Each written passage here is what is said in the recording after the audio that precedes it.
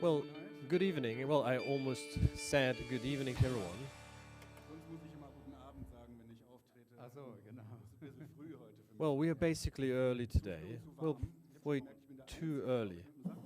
Well, I think I'm the only one with a jacket, but probably this will change. But you basically just like the bridesman, so just get rid of the jacket. Ladies and gentlemen, a warm welcome. Just as last year, I would like to warmly welcome you to the evening rollout, to the evening event, Explore to Innovate 2023. My name is Boris Weltermann, and together with Professor Bernhard Schick, I will guide you through the evening, and we have fought many battles. Yes, you are right, and also from my side, a warm welcome to you. My name is Bernhard Schick. Together with my esteemed colleague Rolf Jung, I don't know where he is, we make up the Institute for Network Mobility. And if we talk about battles that we fought, well, we had the rollout event of the driving simulator back then. Last year, Explore-to-Innovate. Well, we had some hot and great experiences, and we are more than happy to guide you through this exciting evening. Well, Bernhard, the forum Explore-to-Innovate, what can be understood by it and what motivated you to do it? Well, the motivation was to promote basically just research, hands-on, to grab it. We wanted to create a platform where we make research experienceable, not by only talks and presentations, but by demonstrations of technology. So basically, to euphorize the engineers. And we always say, for the friends, for the industry, and to show them what we do and what we have, because research should not only take place in the ivory tower. Well, that is basically the buzzword knowledge and technology transfer. What does it mean? Well, our goal is, and our task is to use this knowledge and transfer it into society and into economy. And I always say, just frankly, to do research means just to make knowledge out of money, and innovation means making money from knowledge. So there we have the transfer. So first of all, as soon as marketing is there, it's an innovation. And for us, well, we are basically subsidized, promoted basically, let's say by tax money, by tax contributions. We do have a societal task, of course, so that what we work on here should be given back to society and economy, and that also everything is created in Bavaria, so to say. Exactly, and this is what you don't do it yourself. You have many cooperation partners, right? Yes, and we are very pleased for it. Last year it was 6 or 7 partners that worked very intensely together with us. Well, of course it was more, but those that had a big engagement here. And last year, as you could see, we used the upper floors, and this year we built up a exhibition tent, because we have 28, 30 exhibitors. Well, they are not only exhibitors, they are partners that we have in our project and with whom we research in order to make an industrial realizing and implementation. Well, we have here on our sheet AB Dynamics, RF Pro. So who is that? Can you tell us about that? Yes, AB Dynamics is the company that industrialized the simulator. RF Pro is the visualization company. M Dynamics is a subsidiary of the University of Kempten and Munich that does a lot of hardware and loop technology. Then Fact Motion, for example, they provide the testing grounds. They also give us the opportunity. Well, behind us, we have a rolling door, and which is in a few seconds we're on the testing ground, which is just a unique opportunity. We also have colleagues from COSIN that have a physical high-resolution tire simulation. Then IPG does simulation software. I worked for them quite a long time, so everything is high-tech. Barco, you may know it. I think originally they were called Belgian and American Contacts or something like that. they provide the projectors, projector technology. This is what you sometimes have in your meeting rooms, but the LED walls and the high-tech projectors, they come from Barco. Then Biosu does the projection, the stitching, so making basically the screen of many projectors just into one, so a huge visualization. Then the company 3D mapping, they make digital routes and streets, so they basically scan the environment to have digital twins, AVL. We have a keynote, Jens Poppenburg, that will be. He comes from Graz, which was also one of my homes, professional homes in the past. And today, basically, what they do is they have methods, technologies through the entire company. Then we have Burns Engineering that do a lot in the area of functional safety, and also Certix, then Explore Engineering and Development, Research and Development Services. Stele provides robotic system, Vector, well, is originally from the Bosch group. They basically provide bus technology and measuring techniques. Then we also have Soluzione Ingegnera from Italy. They also develop methodologies. Well, he was a former PhD student from us that have really great ideas, and then back consulting as well. So we are very well represented here. We also have very great stands and fairs. Just go and visit them. They are very exciting things. We have many driving simulators here, so very exciting, I would say. Well, now Explore-to-Innovate consists of 2 days. So today is the science talk in the evening rollout, and tomorrow's track day. What happens on those 2 days? Yes, exactly. So the science talk is quite new this year.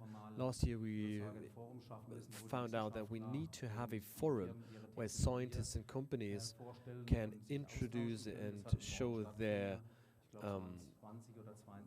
technologies. And this took place this morning. I think it was 20 or 23 presentations in 2 blocks. So very interesting talks and presentations is what we could see, and this is what we used as a warm-up. Well, we probably would have not needed it today, this warm-up, but I think it was a very good insight. And, well, you always learn from each other and from the other. Tonight we have the evening rollout. There you can relax, lean back a bit, and it's also about entertaining, of course. We have 2 very exciting keynotes. We have 1 celebrity guest, and we also have the opportunity to have a look at the fair stands, and we also have world's best ice cream and very good food as well. Tomorrow we dedicated the day to practical demonstrations, meaning we have the proving grounds, that's a fact provided to us. We have many components and test benches basically that are set up that we want to show, demonstrate. So not only PowerPoint presentations, so you can really sit in, and we also have the simulator. It will, well, not run 24/7, but we've had several tickets in a raffle, and I think some of you were lucky and had luck. And by doing this, so through this practical parts, we want to inspire the engineers, and this is the idea. Okay, well, then I read through the line that we can expect a very exciting day and evening, lean back a bit, and just, listen a bit. Well, probably before we start, let me say some organizational things. So we start the keynote session with a special surprise guest from the world of sports. We do not say who it is. Later on, you're invited to have a look at the technology exhibition in the foyer, and then outside in the tent around 7 p.m. 7 p.m.? Yeah, 7 p.m. Yeah, we want to have dinner. Well, we have a 2-step process here because we are quite many people here. So starters takes place between 6:30 and 7. At 7 there is a panel discussion in order, to pick up on a topic. And our colleague Jung, he said for those that have never been here, you can take part in a guided tour through this building. So that means there is a, building tour for those that want to do it. Well, there are several guests and friends that are here today that know the building, but we want to create the opportunity. And if there are any questions about the IFM, or probably just where the toilets are, the bathrooms are, then just ask the reception team. They answer all Gut, questions. dann würde ich sagen, legen wir Great, los then I'd say und let's kommen gleich zu start unserem ersten and let's Redner. get to our first Und speaker für seine right away. Grußworte darf ich jetzt den And Präsidenten I would der like Technischen to Universität, welcome the Professor president Dr. of the Wolfgang Hauke, auf die Bühne bitten. University of Applied Sciences, Dr. Hauke. Genau, aber es kommt noch. Ach so, ja, stimmt.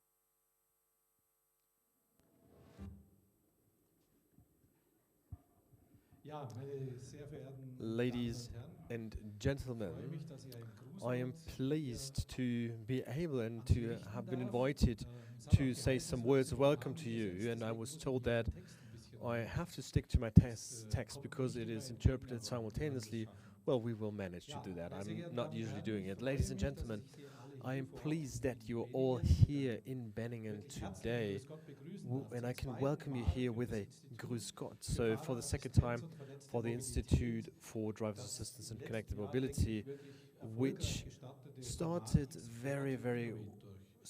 Da sind wir successfully sehr stolz als this Hochschule format auf unser Explore-to-Innovate. Institut So we are very und proud möchte as jetzt ein institute, as paar University of Personen Applied Sciences, persönlich and I begrüßen. would like to Zunächst welcome in recht particular some herzlich die beiden people. So the Keynote-Speaker, two Herrn keynote Professor speaker, Dr. Professor Mario Dr. Trapp, Mario den Trapp, Leiter des Fraunhofer the head of Instituts the für Fraunhofer kognitive Institute Systeme, for Cognitive und Systems, Herrn and Jens Mr. Poppenburg, den Jens Executive Poppenburg, the Vice Executive President von Vice AVL. President of AVL. Ganz herzliches Grüße Gott A und warm danke für welcome to die you, Übernahme and thank you von very much diesen for Keynotes. taking over the keynotes of Ich weiß today. nicht, ob ich ihn jetzt irgendwo I sehe, don't know als whether I can sozusagen see him Mitgastgeber somehow oder as a so, oder als co-host, if you Hausherr, may wie say man so, alles or nennen darf, as host or Herrn whatever you Moritz may Hess call it, von der Mr. FACT Group Moritz Hess of the und FACT natürlich Group, auch alle anderen and then of anwesenden course all Mitglieder des other Teams von people FACT of the Motion team of FACT und Motion. es wurde And mir gesagt, auch I ein was Bürgermeister told ist hier von we also Benningen, have a Lord Mayor here der from Herr the city Martin of Benningen, Osterrieder, Mr. den Martin ich jetzt Osterrieder. auch ganz herzlich I would begrüße. like to welcome him as well. Ein weiterer Gruß geht an die Another seit März diesen greetings of Jahres neu welcome im goes Amt to befindliche the Vizepräsidentin Vice für President Wissens- und for Technologietransfer, Frau Tra- Professorin Knowledge Regina Schreiber. and Technology Transfer, Ein Ms. ganz Regina wichtiges Schreiber. She Amt, started in seit März March. übernommen So und a very mittendrin. important Und office wir or haben a very gerade auf dem important Herweg position. gesagt, es And ist ein on spannendes the way Gebiet, to auch this sehr event, we vielfältiges said it's a Gebiet, aber very ich denke, exciting die area IFM ist ein and ganz also very wichtiger diverse. Teil, And I think wie the wir die weitere IFM is angewandte very Forschung unserer important Hochschule in kennen. the area of applied sciences Ganz at herzliches the Grüß University Gott of auch die Applied beiden Science. Institutsleitern, Also, Herrn a Professor warm Bernhard welcome Schick to und the Herrn Professor Rolf heads Jung, of sowie the alle Institute, Kolleginnen und Bernhard Schick Kollegen and der Mr. Rolf Hochschule Jung, des as well as all IFM colleagues at the in Kempten University of unterschiedlichster Applied Art und Weise Sciences who unterstützen. support the IFM in Die various Hochschule Kempten wird functions. sich getrieben durch die sogenannte Kempten University of Hightech-Agenda Applied Sciences, mit well, Sicherheit driven by the in high-tech den nächsten agenda, Jahren will for sure neben der Kernkompetenz der Lehre auch in der in the coming angewandten years Forschung und den establish dort itself very arbeitenden Instituten sehr strongly stark etablieren und for research auch and verändern. transfer, and it will also change Denn durch die Verbindung because zwischen der Lehre und by der angewandten combining Forschung, die wir teaching hier wirklich and par applied excellence science, as we sehen, can see it here par können excellence, wir just die perfectly, Region und natürlich auch weit darüber we can hinaus strengthen the region and we fachlich can also qualifizierten jungen do Menschen it versorgen, far wenn man das beyond so sagen darf. the borders, basically, and we Auch can wenn actually das, supply und it das sagen with alle very Quellen, in skilled absehbarer people. Zeit Although, rein quantitativ von der when we Menge talk about the der jungen quantitative Menschen level, nicht ausreichen it will wird. not be Umso sufficient mehr ist with es regards die to young Aufgabe und sehe people. ich es And als Aufgabe unserer therefore, I Hochschule, think it's the im task Gespräch of mit den our Unternehmen die university Bedarfe zu erörtern, to find out what the need and the requirement is and to adapt courses of study or also to generate new courses of study in order to match and cover this demand. Da das IFM inzwischen As im the Aufbau des EFM Instituts, has, ich sag's jetzt mal, just in die after its nächste Phase establishment, gestartet has ist, now entered möchte into ich the an dieser next Stelle auch phase, meiner Hoffnung I Ausdruck would like to verleihen, take this dass die opportunity to immens express my erfolgreiche hope that Tätigkeit the des IFMs immensely auch in den successful nächsten, wir denken ja immer in activities of the Haushaltsjahren, EFM, well, we durch always unser think about Ministerium die in entsprechende budget finanzielle years, right, Unterstützung erhält. that the Ein ganz IFM wichtiger receives appropriate Punkt ist financial die support from our Vorlaufforschung. ministry. Die And one Vorlaufforschung point muss which is durch important den öffentlichen is Haushalt preliminary finanziert werden. research, and this needs to be Daraus funded generiert by dieses the Institut public ganz viele budget. Drittmittel, And aber die third-party Vorlaufforschung ist wichtig. means are Ich habe basically gehört und wir haben viele funded. Diskussionen geführt. Es And gibt we've had viele many Methoden discussions, am and we've Institut, heard that there are um many weitere ideas at the relevante institute Fragestellungen and und very Herausforderungen relevant angehen zu questions in können. order Dazu to sind diese Mittel overcome notwendig. those challenges, Leider and therefore we need those respective funds. ist, glaube ich, Unfortunately, niemand vom I Ministerium think da, no aber die representative of the ministry is here today. I think they have very important meetings just before regional elections, but I will forward that, and we did that as well. So, the current success of the IFM, from our point of view, so far is based on a pleasant and win-win cooperation and the cooperation with different partners from the industry. And Professor Schick mentioned a few that are in the exhibition and that are part of different connections. But the success is based on the motivation of young people whom we as a university want to inspire for applied science. And one important point in this context, because I want to mention it because it's not that obvious, since January this year we have the new University Education Innovation Act for all the different universities, applied sciences, of art, and so on and so forth. And it's the first time that for us we have the right to award doctorates for research intensive areas. It's a milestone, because only with this we can promote effective incentives for young scientists to successfully implement research and transfer, to go more deeper into the research projects, that to get to know those projects during the course of studies and then qualify them with doctorates and PhDs.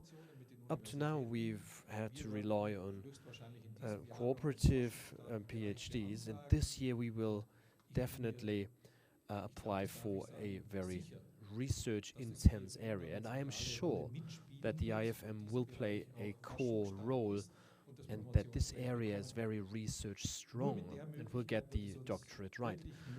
Only with this it will be possible to provide effective incentives for young scientists in order to implement research and transfer. Well, the mission of our Kempten University of Applied Science is competence through network diversity.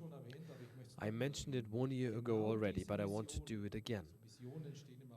This vision, well, visions, they're always on a piece of paper and they need to be filled with life. And I think this Institute for Driving Assistant and Network Mobility embodies exactly that. The basic thought behind this idea is the conviction that innovation can only be executed on the basis of a productive cooperations of different actors.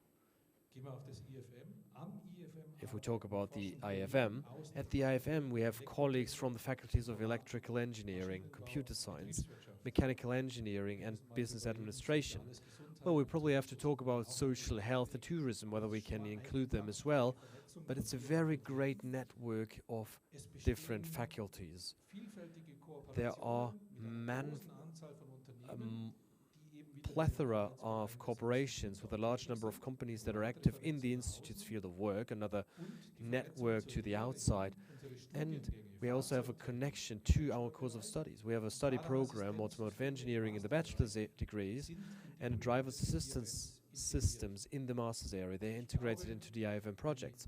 So I believe that this is an ideal prerequisite to fulfill and to bring our vision of the University of Applied Science to life. I wish all participants an informative and insightful event, and I would like to hand over to our Vice President for Research and Transfer, to Mrs. Schreiber. Thank you very much. Vielen Dank, Herr Hauke. Sie können das Mikro gleich geben oder geben Sie es ihr gleich genau. Thank you very much. You can hand over the microphone to you. Thank you very, very much. Just very briefly, I just heard that there are small little translation devices. You can get them. Where do you get them? Yeah, over there in the back. Just if you need simultaneous interpretation, then just feel free and get one of those devices. Now I'd like to welcome you to stage Professor Dr. Regina Schreiber.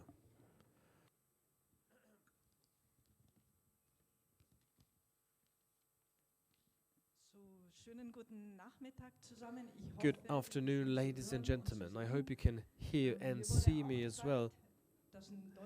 I was told that we have an interpreter present, so I'll try to follow the script, but I want to be more freely. Well, guests, ladies and gentlemen, the previous speaker, our president of the University of Applied Science, started with a motto or ended with a motto, competence through network diversity.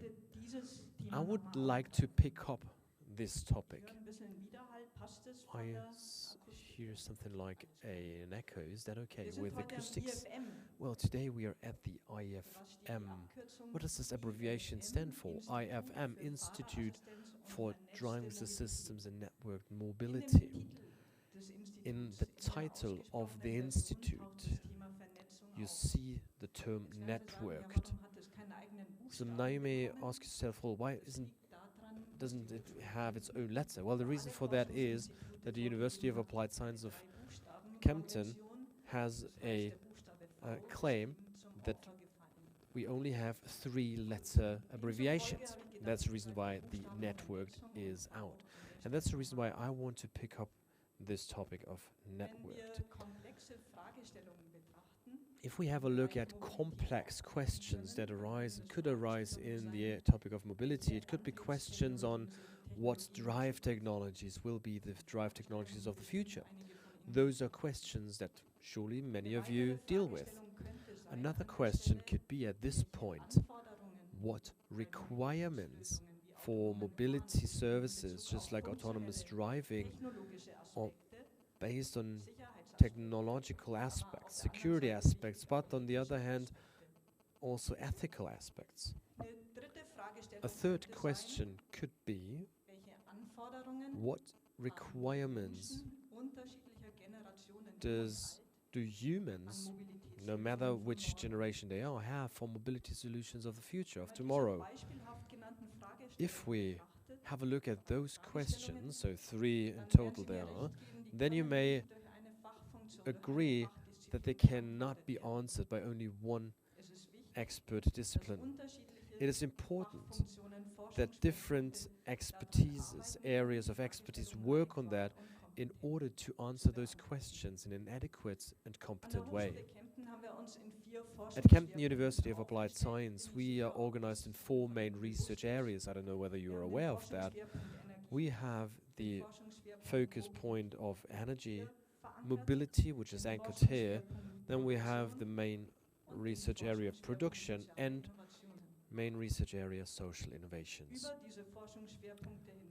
Beyond those, we have a cross-sectional competence of information and communication technology. So that means connection and network is given because of our main research areas. If we now just start with the human being, the human being is in the center, in the focus, in order to define the questions and the requirements. Human being is basis for the main research area, social innovation. Humans are the starting point for saying what requirements do I have for energy production or energy supply, and energy supply. Human being has requirements for mobility solutions, modern mobility solutions. Man, or the human being, the customer, has expectations for sustainable resource-saving production technologies. So you see, the connections is ideally depicted at Kempten University of Applied Sciences. If we think about and observe the vision of the University of Applied Sciences, competence through network diversity, then we see that there is a connection. So an event like today provides the basis for successful solutions. You are here as guests from companies, economy, politics. Well, I learned that there are not so many politicians here, and also representatives of society. We are all part of it. And this event, this networking event, creates the basis for tomorrow's solutions. So, enough about networking. So I nevertheless wish you, Bernhard and Rolf, where are you? I didn't see you. I always looked into the back of the room. Well, Bernhard, Rolf, in this sense, I wish you a successful networking, the entire IFM team, and all your guests from and representatives from companies, politics, if they are here, society, and to have a great time with the researchers on site. All the best, and it's just great what I could see. Thank you very much, and all the best, and best of success.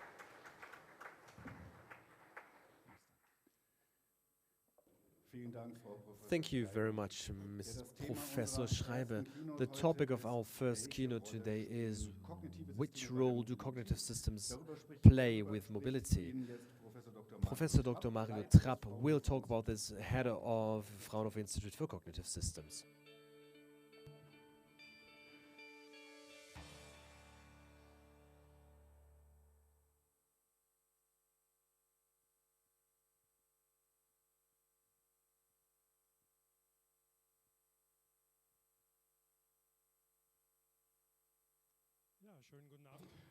I would also like to say good evening to all of you. The exciting question, which roles cognitive systems play for mobility, that was the question that was posed to me when I prepared for this presentation today. And the answer to that is a relatively short one, in the sense of there will not be mobility without cognitive systems in the future. Respectively, we would basically stay in the today, basically, which is what we don't want. How that works, I hope you don't have the same echo as I have it on stage here. I've got like a little tinnitus here. But anyway, how this is supposed to work is what I'm going to present in the next couple of minutes without going into too much technical detail as well. So why are the cognitive systems so important? I think you could, in principle, talk about cognitive mobility, because all the challenges that we're going to have in the near future will, with classical engineering, classical software, we will not be able to solve them with classical engineering and software. We will need intelligent approaches to make vehicles more intelligent, make mobility, networking more intelligent, to offer the services that are necessary, and then also all these topics such as sustainability, etc., that we need for the energy and for the traffic turnaround. And we're facing an enormous amount of complexity, which without new approaches, we will not be able to control any longer. So if we take a closer look at that, and then the first step is the vehicle as such. That means we're going to have something along the lines of cognitive vehicles. So the first thing that comes into your mind here is the question of autonomous driving. Autonomous driving systems, optimized driving systems, logically, in many places, without artificial intelligence, without cognitive systems, they cannot be implemented. That means if we want to capture things such as the traffic situation, people on foot, planning drives, the endlessness of our world, to capture that, for that we need artificial intelligence. William James, an American philosopher, once said, the world is blooming, buzzing confusion. That is the impression when a child enters this world, basically, and that is what this system sees. The world is endless. We cannot predict it. It's full of surprises. What's right today is wrong tomorrow. What I've seen today is not enough to recognize tomorrow. Us humans were super good in generalistically looking at new situations and approaching new situations, and with a little bit of training we could drive a car on the moon. All of that we can do with classical softwares and program all the cases, but we cannot capture all the cases that the real world has to offer, and therefore we need cognitive systems. It's as simple as that. But that is what is only in the spotlight of the big stages of the world at the moment. Another topic that we also have, and where we also need cognition, is the software-defined vehicle, this buzzword software-defined vehicle. And slowly but surely the established manufacturers are catching up, but up until a short time ago, it wasn't completely unusual that in comparison you buy a smartphone for €1,000, for the next 4 or 5 years you get the latest software updates. When today you buy a car that cannot recognize signs, even though it's only an update, or you're paying €60,000 and you don't get it. That something like that doesn't work from an informatics point of view. It's not something that you can approach to, and therefore you have to see the car as a software product, and we have a completely different perspective then that's going to change the market. Without software, we won't be competitive anymore in that field. The whole thing doesn't have to be so spectacular, though, that you directly do autonomous driving. It starts with classical driver assistance systems. Without going into detail, even if you see an electronic stabilization program that is supposed to help in critical situations, the system needs to know where is the center of gravity of the car. The question is, do we have a rail on the roof? How many people are there in the people? Do we have luggage in your trunk, basically? So we don't really know where the center of gravity of the car is, and to estimate that is something that we can do with artificial intelligence, and thus classical driver assistance systems are getting better. Systems that hear the road with microphones, can see what kind of state the road is in, can adjust the car, and all these are systems that will only be possible by using cognitive systems. Now we could say, obviously, all of this is not very spectacular. If we take a look at it through the lens of our well-known world of smartphone and co, we can say, okay, we know all that. I can download an app, great navigation function, and what a ChatGPT and all that can do. Haven't we had all that? The big challenge that we have when we talk about mobility is, and that is something that unfortunately we see time and again nowadays, if AI as it is today is simply implemented in cars, then what happens with ChatGPT and co and gets on your nerves or makes you smile in a car can be fatal, really. That means the big challenge that we have is not only to use artificial intelligence the way we have it, but the question is, how can we use the potential of this AI without compromising the safety of these cars? And that is the big challenge that we have. That is the reason why we haven't got these vehicles in broad usage. That is why the American companies have difficulty making their AI safe, and the Germans, who have the first safe systems, still have to limit the intelligence massively without coming with a secure, intelligent solution. And therefore, this research that happens with the colleague of Jung is so important for the location of industry, Germany. That means autonomous driving systems are cognitive systems. That means, how can I even secure a cognitive system? There is this buzzword, safe AI, that some of you hear time and again. That's actually misleading, because it's not the AI that we're going to make more secure, but we have to assume that AI will always make mistakes, just like us humans make mistakes. The question is, how can we build systems that are safe even if AI makes mistakes? And that brings us to this whole topic. When we talk about AI, and here in science, there is a cultural clash. The AI community, safety community, engineering community, all of that is separated. And only if these communities come together, we will have a holistic approach and a solution here. That means, if we take a look at it, we call it utility-driven design. You really have to give it a holistic approach. It doesn't help us if we take a look at the individual building blocks and do a little bit here and do a little bit there. But you really have to see, how does such a system work? What is it that I want to achieve with the system? What does it have to do? What is okay if it doesn't work for a certain period of time? What are the specific safety requirements? So far, Loads of general safety mechanisms could make such a system safe. That doesn't work anymore nowadays because I don't know exactly what specifically do I have to make safer, and then I don't find a solution, at least not one that is economical. That means the engineering of these systems, we heard that earlier on, that is one of the foci here. Without understanding this system through the engineer's lens, I won't get a solution. Not as sexy as AI, but still important so that the hype idea becomes an innovation at the end of the day. If we take this to the next level, then it's not only the individual vehicle, but we've got networked vehicles, vehicle-vehicle networking, vehicle infrastructure networking. That is, if we think about the economical counter-arguments, it is enormously difficult, traffic signs, traffic lights, etc., to recognize them with cameras, whereas when you simply have a system or a sign that says, I'm a stop sign. So you can discuss all that, but to give that a holistic approach would be much more efficient. And that what you have to see at this point is that we're really talking about services and that we're talking about ecosystems for autonomous driving systems.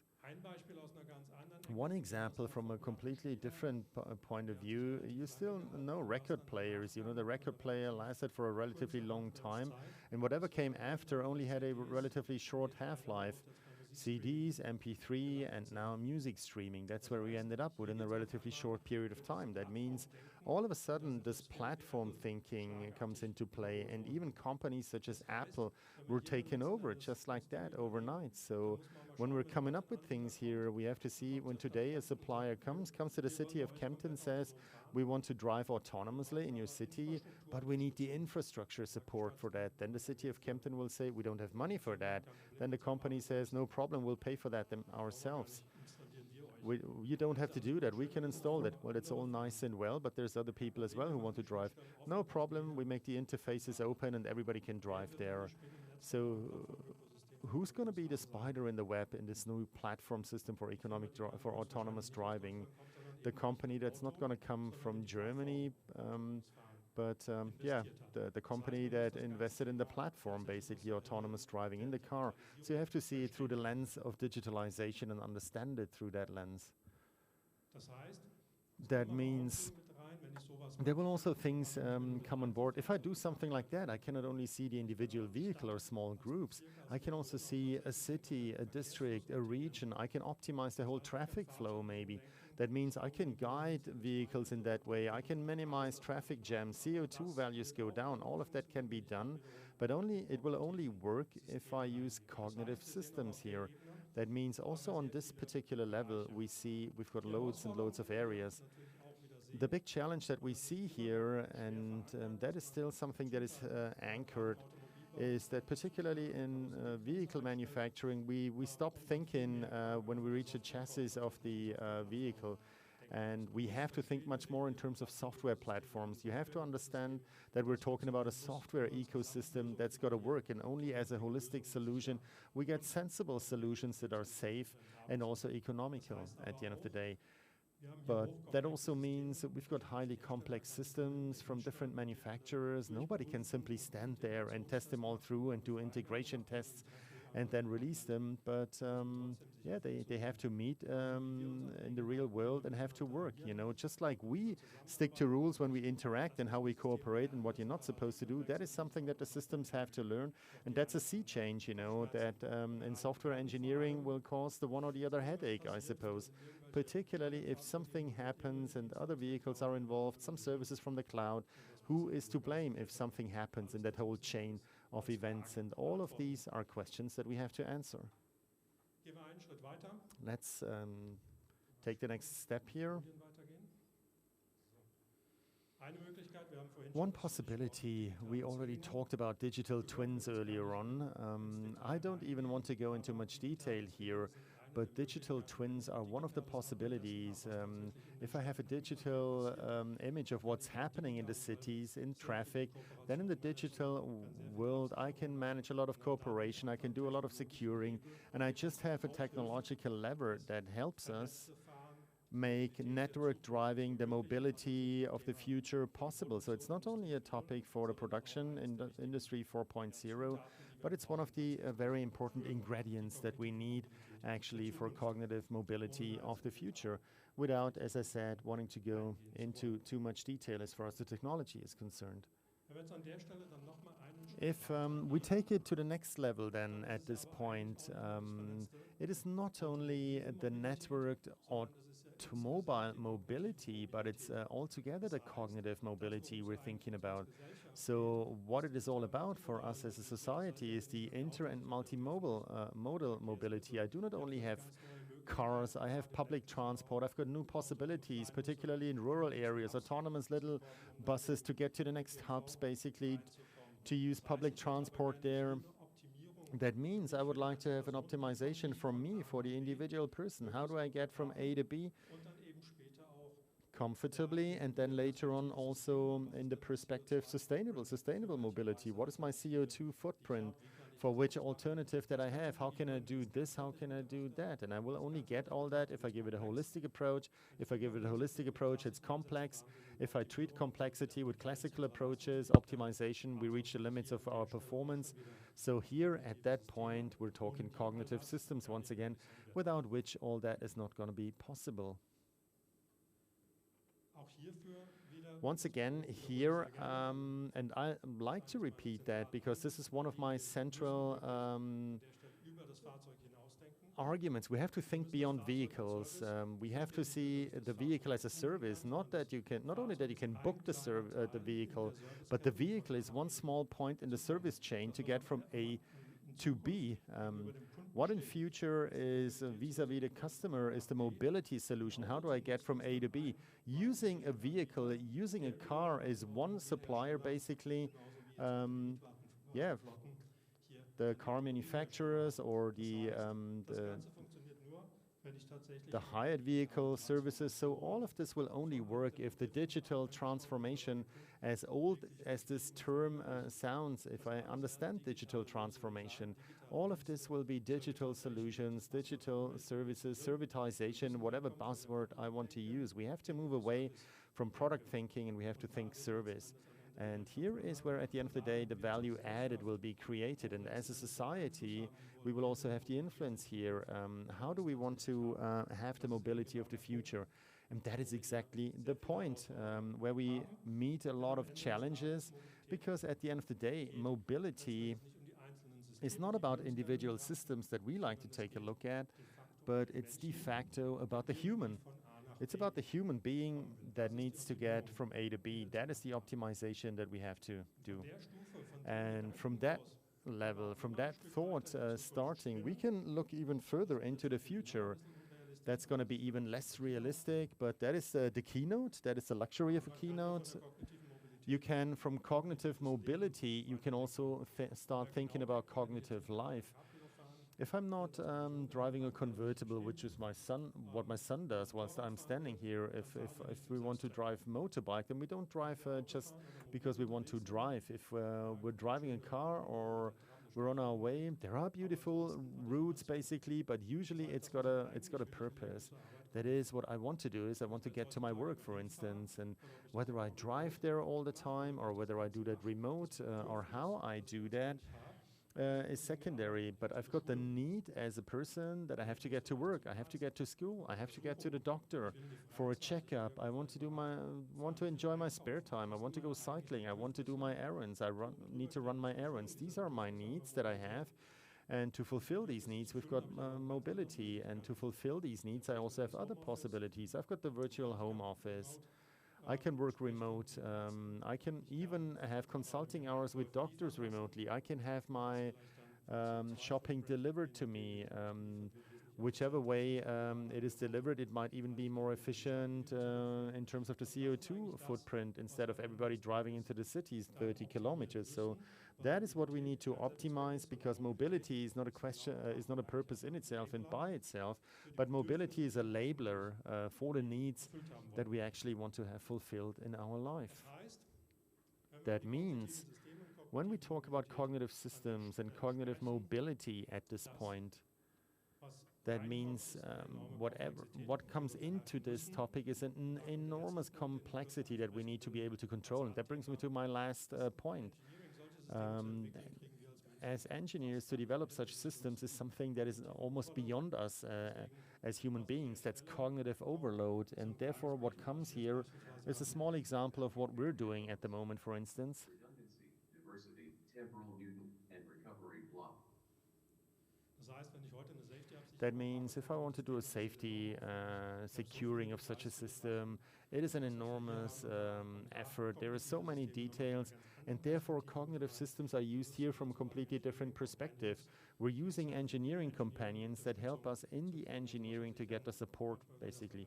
What you know from the press, ChatGPT, code initialized, and so on, and something like that I can also use in complex engineering in order to be able to deal with this complexity. This is something that we do so that we get a grip on complexity, so that we have a solution with which we are economically sensible, and that is also safe. It doesn't make sense to raise the index finger and say this is not secure.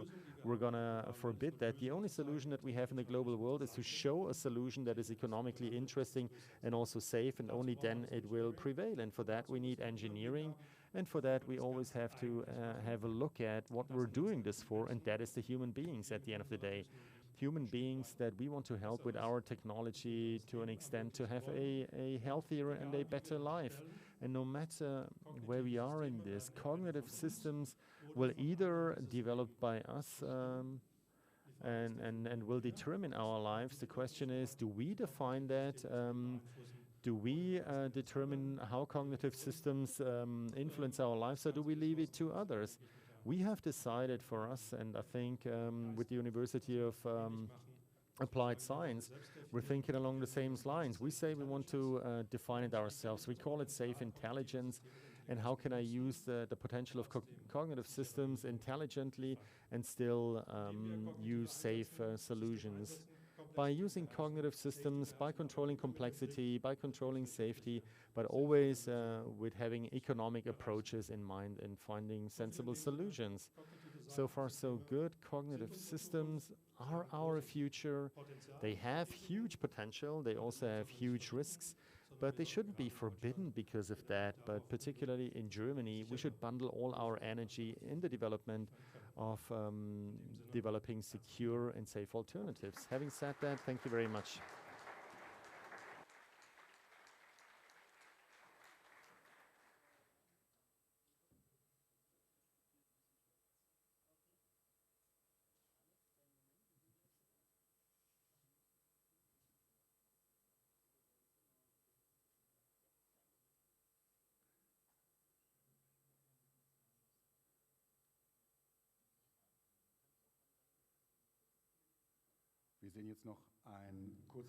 We will see a short video as soon as we're ready from Fraunhofer Institute. Just a couple of seconds. 3, 2, no, not that fast, apparently.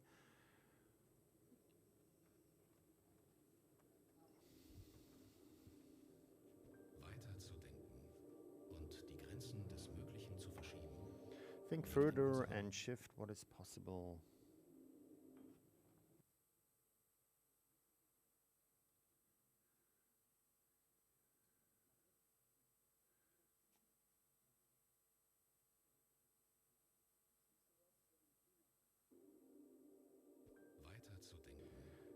Thinking ahead and shifting the limits of what is possible, that is what we have in our nature. The safety of new technologies are our responsibility.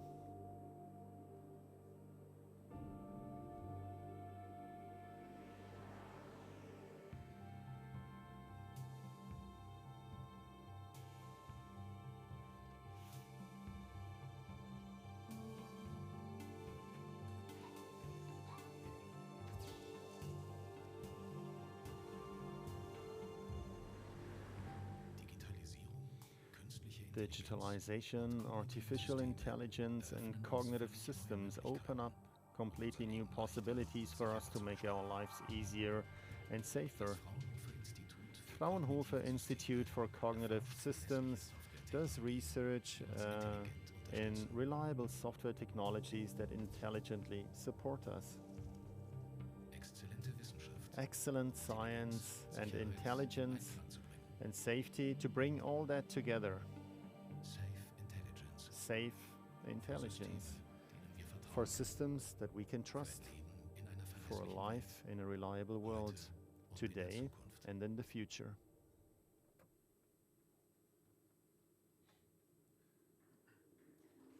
Wow. Wow. Ein schöner Film. A beautiful Als er dann doch movie noch gekommen ist. when it came. Danke, ein guter Film. When it finally came, a really good movie, and it's quite interesting. We just talked about record players, and then it didn't work with the movie, first of all. But anyway, that's not a problem. That's what it's all about today. This was a great keynote, I think, and I kind of felt at home when the record player came, and I realized that even ChatGTP is already old all of a sudden. So thank you very much for that. The next keynote has the headline of our transformation for sustainable mobility, and that is Vice President Instrumentation and Test Systems at AVL, Jens Poggenburg. We at AVL set things in motion. Whether it's vehicles, technologies, or ideas. And we do so by using all our imagination, creativity, and pioneering spirit. As one of the world's leading mobility technology companies for development, simulation, and testing in the automotive industry and beyond, we deliver concepts, solutions, and methodologies to shape future mobility trends. We meet customers where they are, with a holistic approach pinpointing the functional development and testing of the vehicle. From ideation phase to serial production, we cover vehicle architectures and platform solutions, including the impact of new propulsion systems and energy carriers. Relentlessly striving towards climate neutrality, we're driving innovative and affordable solutions, from battery to fuel cell technologies. The new generation mobility is software-defined. We combine our extensive application and engineering know-how with software development to fulfill the variety of customer demands. With our comprehensive understanding of assisted and automated driving functions, we're striving towards a safe and comfortable driving experience for everyone. Our passion is innovation, all for a greener, safer, better world of mobility. We call it reimagining motion.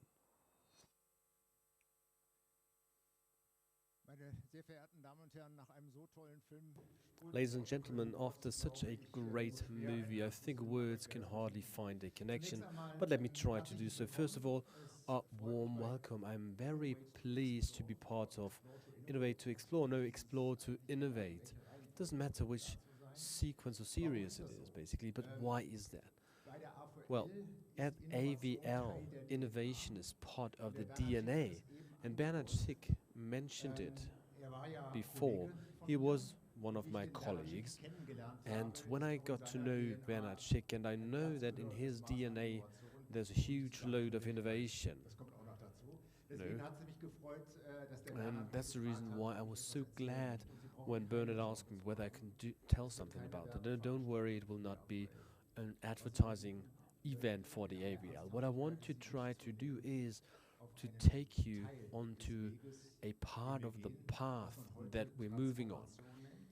What you call transformation nowadays towards sustainability.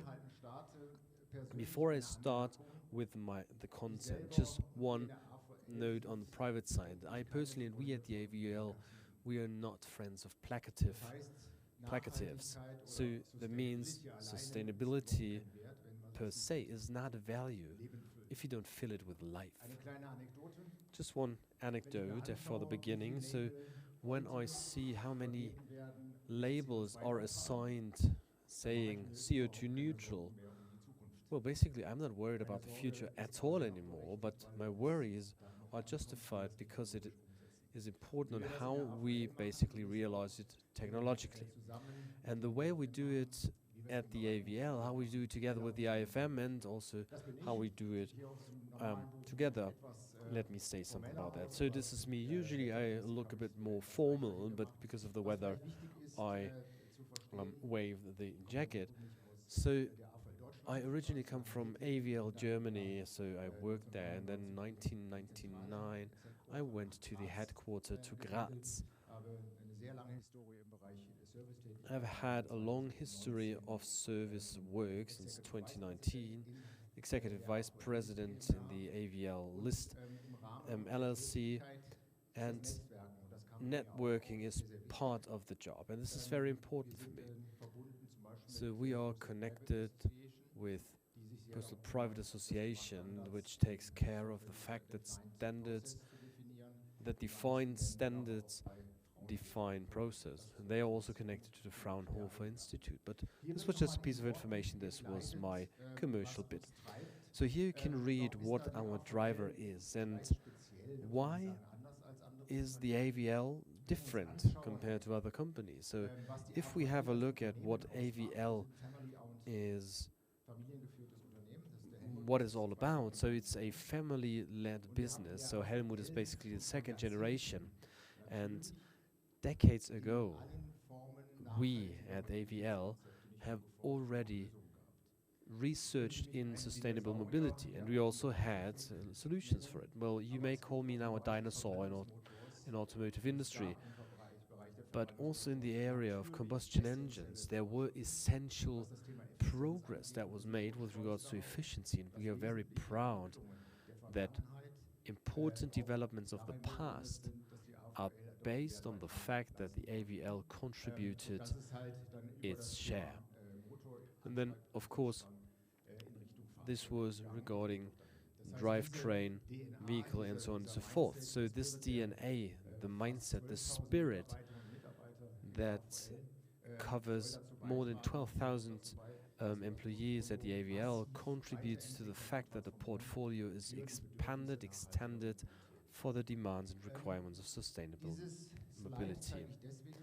I love to show that slide because at the right bottom, from your point of view, you can see that we have 2,200 granted patents in force. We are the company in Austria with most granted patents, and this shows the innovation power that we have.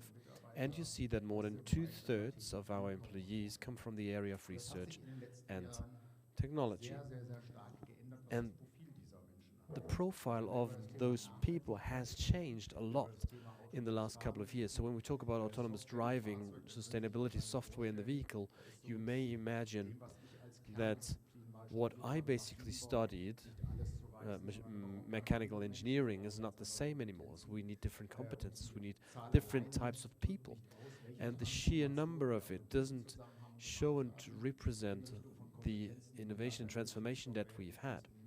So number of development engineers and so on and so forth, what you need. So it's a huge challenge for us as a company, and we are repeatedly very active worldwide to hire new employees and to find new employees, to motivate them. And when I say worldwide, then this is something which is typical for us. At AVL, we have been represented strongly as AVL, and here you can see it, we're represented in 26 countries. With regards to sustainability, let me give you one remark. We come from a world where we have a European-centric point of view regarding development processes and mobility, and this is changing dramatically and drastically. The topic of mobility will not be coined by a European bit. It's not coined anymore at this point. There are several blocks, and of course, first of all, you have to name China. And when we talk about the topic of sustainable mobility, it is also important that we, as AVL, understand how to support our customers in sustainable mobility in China with our services, and how can we give them added value. This is also part of the transformation. So to build regional focal points in order to support the mentioned areas. So all the challenges, I will not talk about them. So on the right hand side you can read them, and they are very well known to you, and they're represented in the media as well. When we talk about CO2 neutrality and so on and so forth, we picked out 4 bits that are important for us. So everything with regards to drivetrains, then autonomous driving and ADAS, but also the topic of connectivity. So the entire infrastructure communication is very important because the traffic ecosystem, we're not thinking about individual vehicles, but just as a system, the entire vehicles as a system. So we want to know and find out how we can connect all the different individual vehicles with each other. So you can not only achieve the ideal situation with individual vehicles, and also because of the speed, software is a crucial element. Well, to be open, software is important for another reason, which is not only sustainability driven, but the users of vehicles, well, they're not my generation anymore. Well, Bernhard knows it just as I do. We are Predator guys, so we actually worked with torque and RPM and so on and so forth, and this is not what the young people are interested in when it comes to vehicles. It's connectivity, it's entertainment. There are different points that are important to them. But that means in turn as well that when designing vehicles, you have quite a lot of freedom with regards to that. And in the past, this was basically a USP, right? So what I want to tell you is that at AVL, on the way to sustainable mobility, and not only in my area where measurement technologies we can be successful, but by thinking as in entire systems, that entire development process of vehicles changes. And we are very proud that we have a very strong engineering bit in our company. So the cooperation between engineering and tool chain, also when it comes to ADAS, it's a huge advantage that we use now more than in the past, and that we have to use more in the future than in the present. And we can also connect it with simulation solutions. And why is that important? Because the development progresses very, very fast. And we have to also consider the different areas of autonomous driving scenarios and so on and so forth, and everything becomes more and more complex. And if we do not get into simulation to a high degree, we become slower. So the topic of simulation plays a very important role. Just let me take out one example. So I wanted to show you the figures, and just to show that it's not pure PowerPoint stuff I'm going to show you. So behind e-mobility, there are really just pure facts and figures. So we almost have 6,000 e-mobility experts working for us. And they're also on the vehicle side, but also on the drivetrain development. And we have more than 900 executed battery projects. And when it comes to regional distribution, of course, it's very focused on Europe and the US, but we also have projects in China. And when it comes to fuel cell, we are very active there because we are convinced, we are severely convinced that it is wrong just to bet on one technology. And we believe in, and which is quite expensive for us, that we need to design different drivetrains and fuel cell, and others are important as well.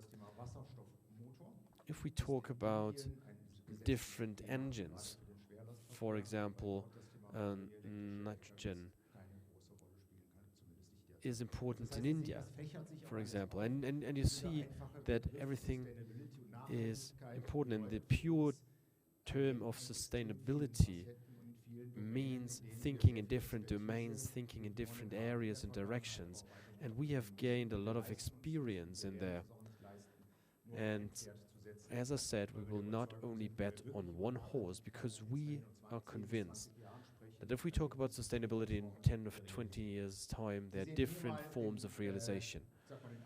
So you see just a bit of what we're doing here. I talked about fuel cell, and we also work in aviation there.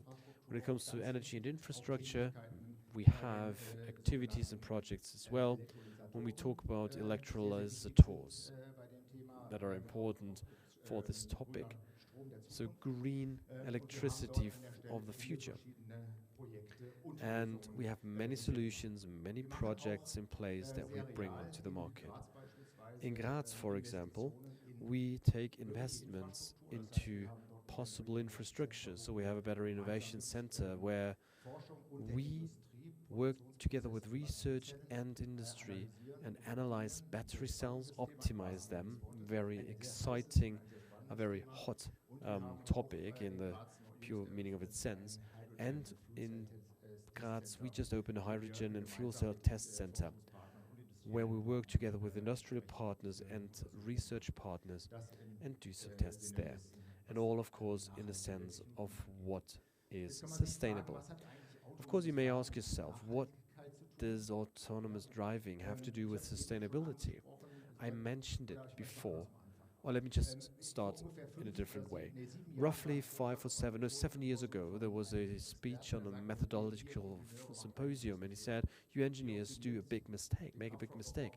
You optimize the consumption by 1%, but you do not consider that the driving behavior can amount up to 15%. Verkehrssysteme, die immer Autonomous driving, vollgepackter sind, vehicle systems that werden are nicht über more and more fully packed, individuelle Optimierung they des einzelnen Fahrzeuges will gewinnen. not Da geht es win auch over the darum, individual dass ich vehicle. Verkehrsströme gut lenke, So it's also dass ich about just entsprechend auch steering sicherstelle, dass wir traffic Innerorte im Wahl von streams, and wichtigen it is very Hinblick auf important that if we have individual traffic, you have to try Verkehr zu vermeiden oder to diesen Verkehr so energieschonend wie möglich try to make traffic as resource efficient as possible, ist das or ein Aspekt, der für just to uns auch prevent sehr it at all. And this is an wichtig ist. aspect for us Dass which wir is important. auch hier And here you can see with regards to the figures that we have a significant number of projects that have been implemented.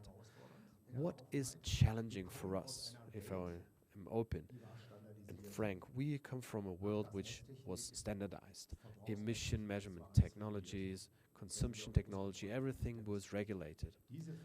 And those areas, electric mobility, autonomous driving, is innovation. And all those companies and established companies, they are all search for the right thing. So a lot of effort needs to be implemented. And of course, having an exchange just like Explore-to-Innovate is important to understand where do the trends go with regards to research, with regards to development, etc.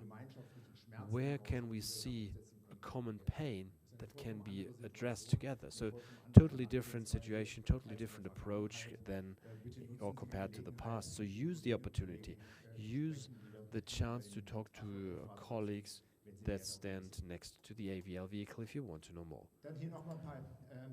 Then here we have some examples about the content.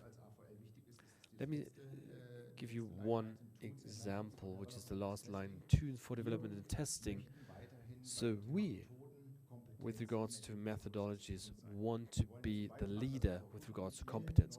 We want to contribute to the fact that our customers bring innovative and good solutions onto the market, also in the area of autonomous driving. We won't be able to do it on our own and ourselves. So we need, and we'll talk about the story later on. That was probably too much of jumping there. Nevertheless, we need partners, right? Here we have some good infrastructure. In Roding, for example, we have a mobility and sensor center of the colleagues of software and functions, and in Hungary we also have a big proving ground. Everything together, just for completeness reasons. Element number 3 is software.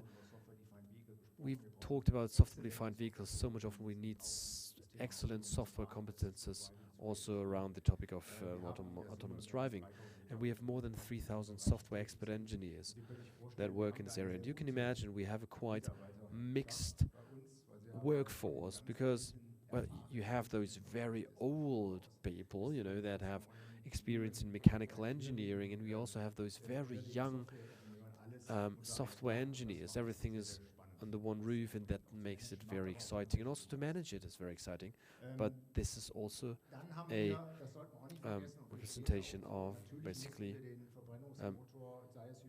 good corporations.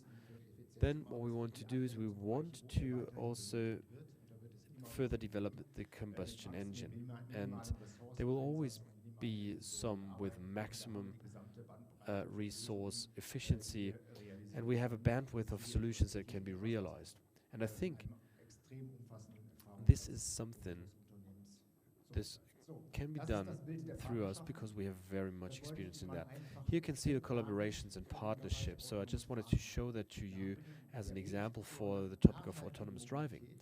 The path to sustainable mobility is also the path that you can't develop everything yourself.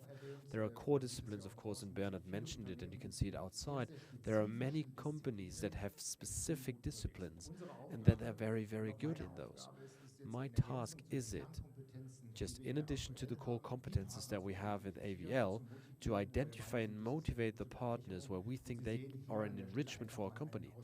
And here you can see just some of those that we cooperate with. This is a transformation, this is a cultural change as well, because the people basically that defined their self-value in the past through their success, and now you basically work together with partners, other institutes, etc., to provide best solution. This is a very important element, very important step for this transformation.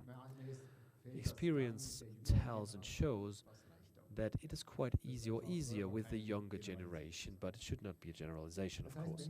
So that means if we were to summarize it, and I tried to summarize it the best way possible so that you understand the diversity, the different colors of levels we're working on, everything towards the area of sustainable mobility. Then it is important to mention and to note that we invest in this technology in a substantial way. So you saw it, almost 12% of our turnover basically is it investment. Last year we had a turnover of almost $2 billion. So you can basically calculate yourself how much we invest into development and research. And most of the investment is going into sustainable mobility.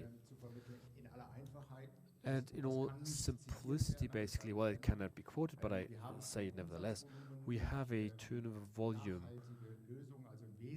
through sustainable solutions or e-mobility. We have achieved a share of 60% of our turnover.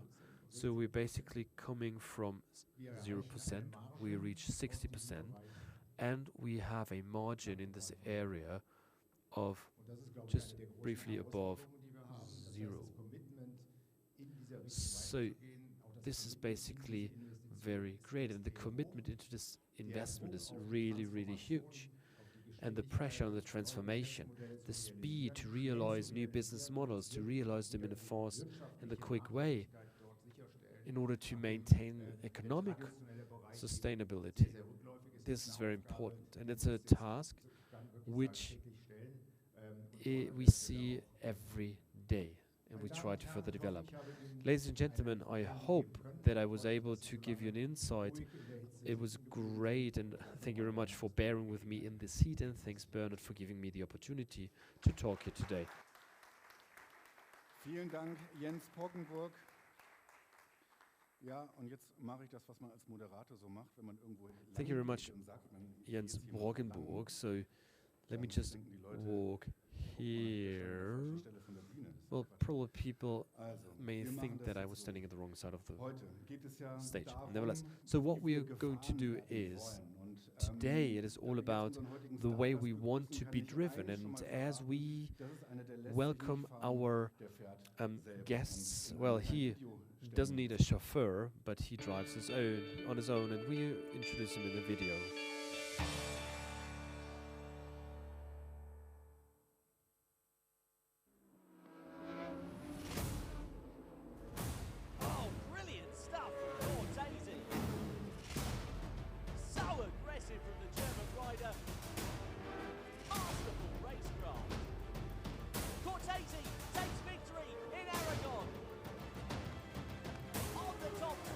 Once again, the German rider.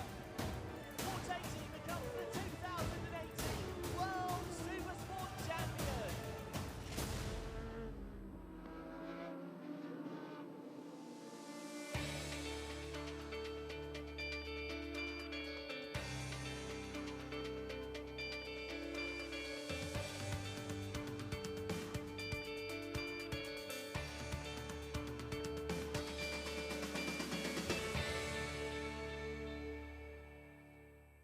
meine Damen und Herren, bitte begrüßen Sie Sandro Ladies and gentlemen, Cortese. please welcome Sandro Cortese.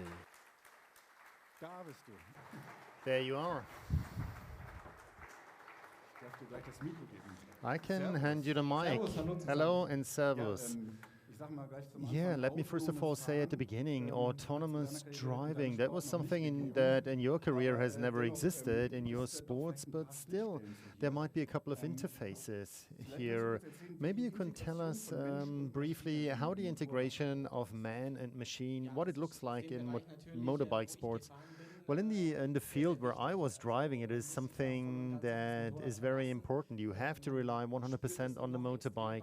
You feel it even more extreme than you would feel it on a normal rural road when you're trying to adjust the motorbike in absolute perfection so that on the racetrack you can be as fast as possible.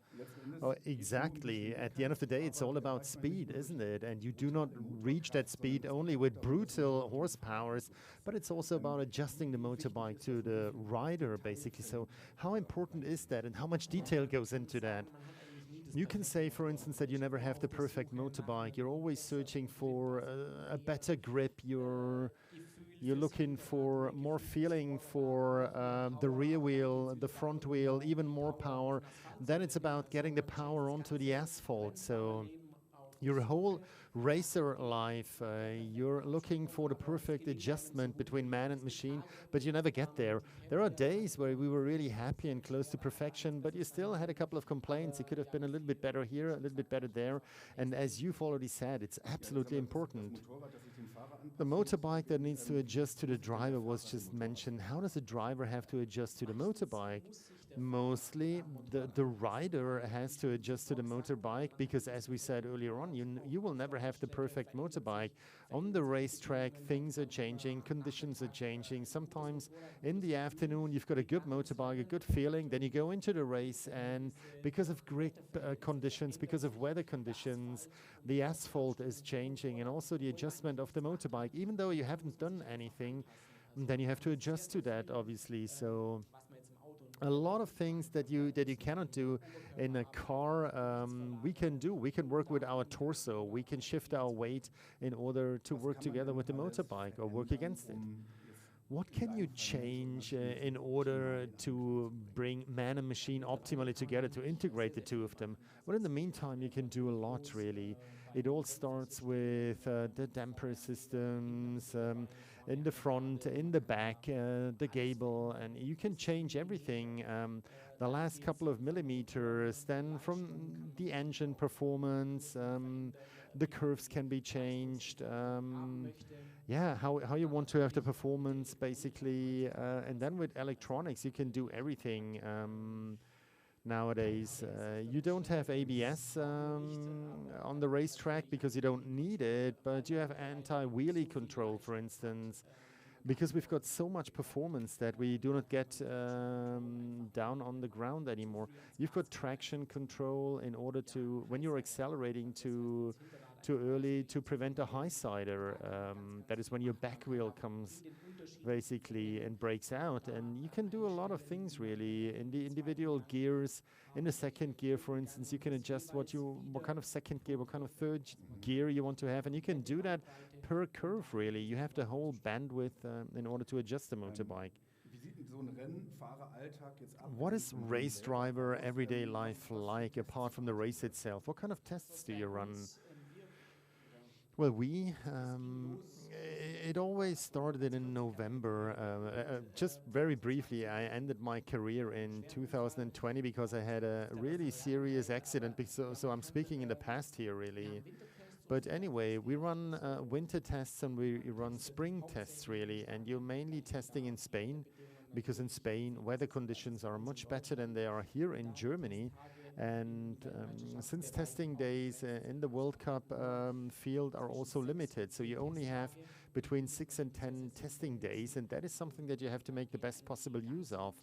And then all the teams go to southern Spain, Andalusia, Jerez, Valencia, in order to test the motorbike on the racetrack for the coming season to adjust everything in the best possible way. Are there also simulator rides? No, we don't have simulator rides, actually.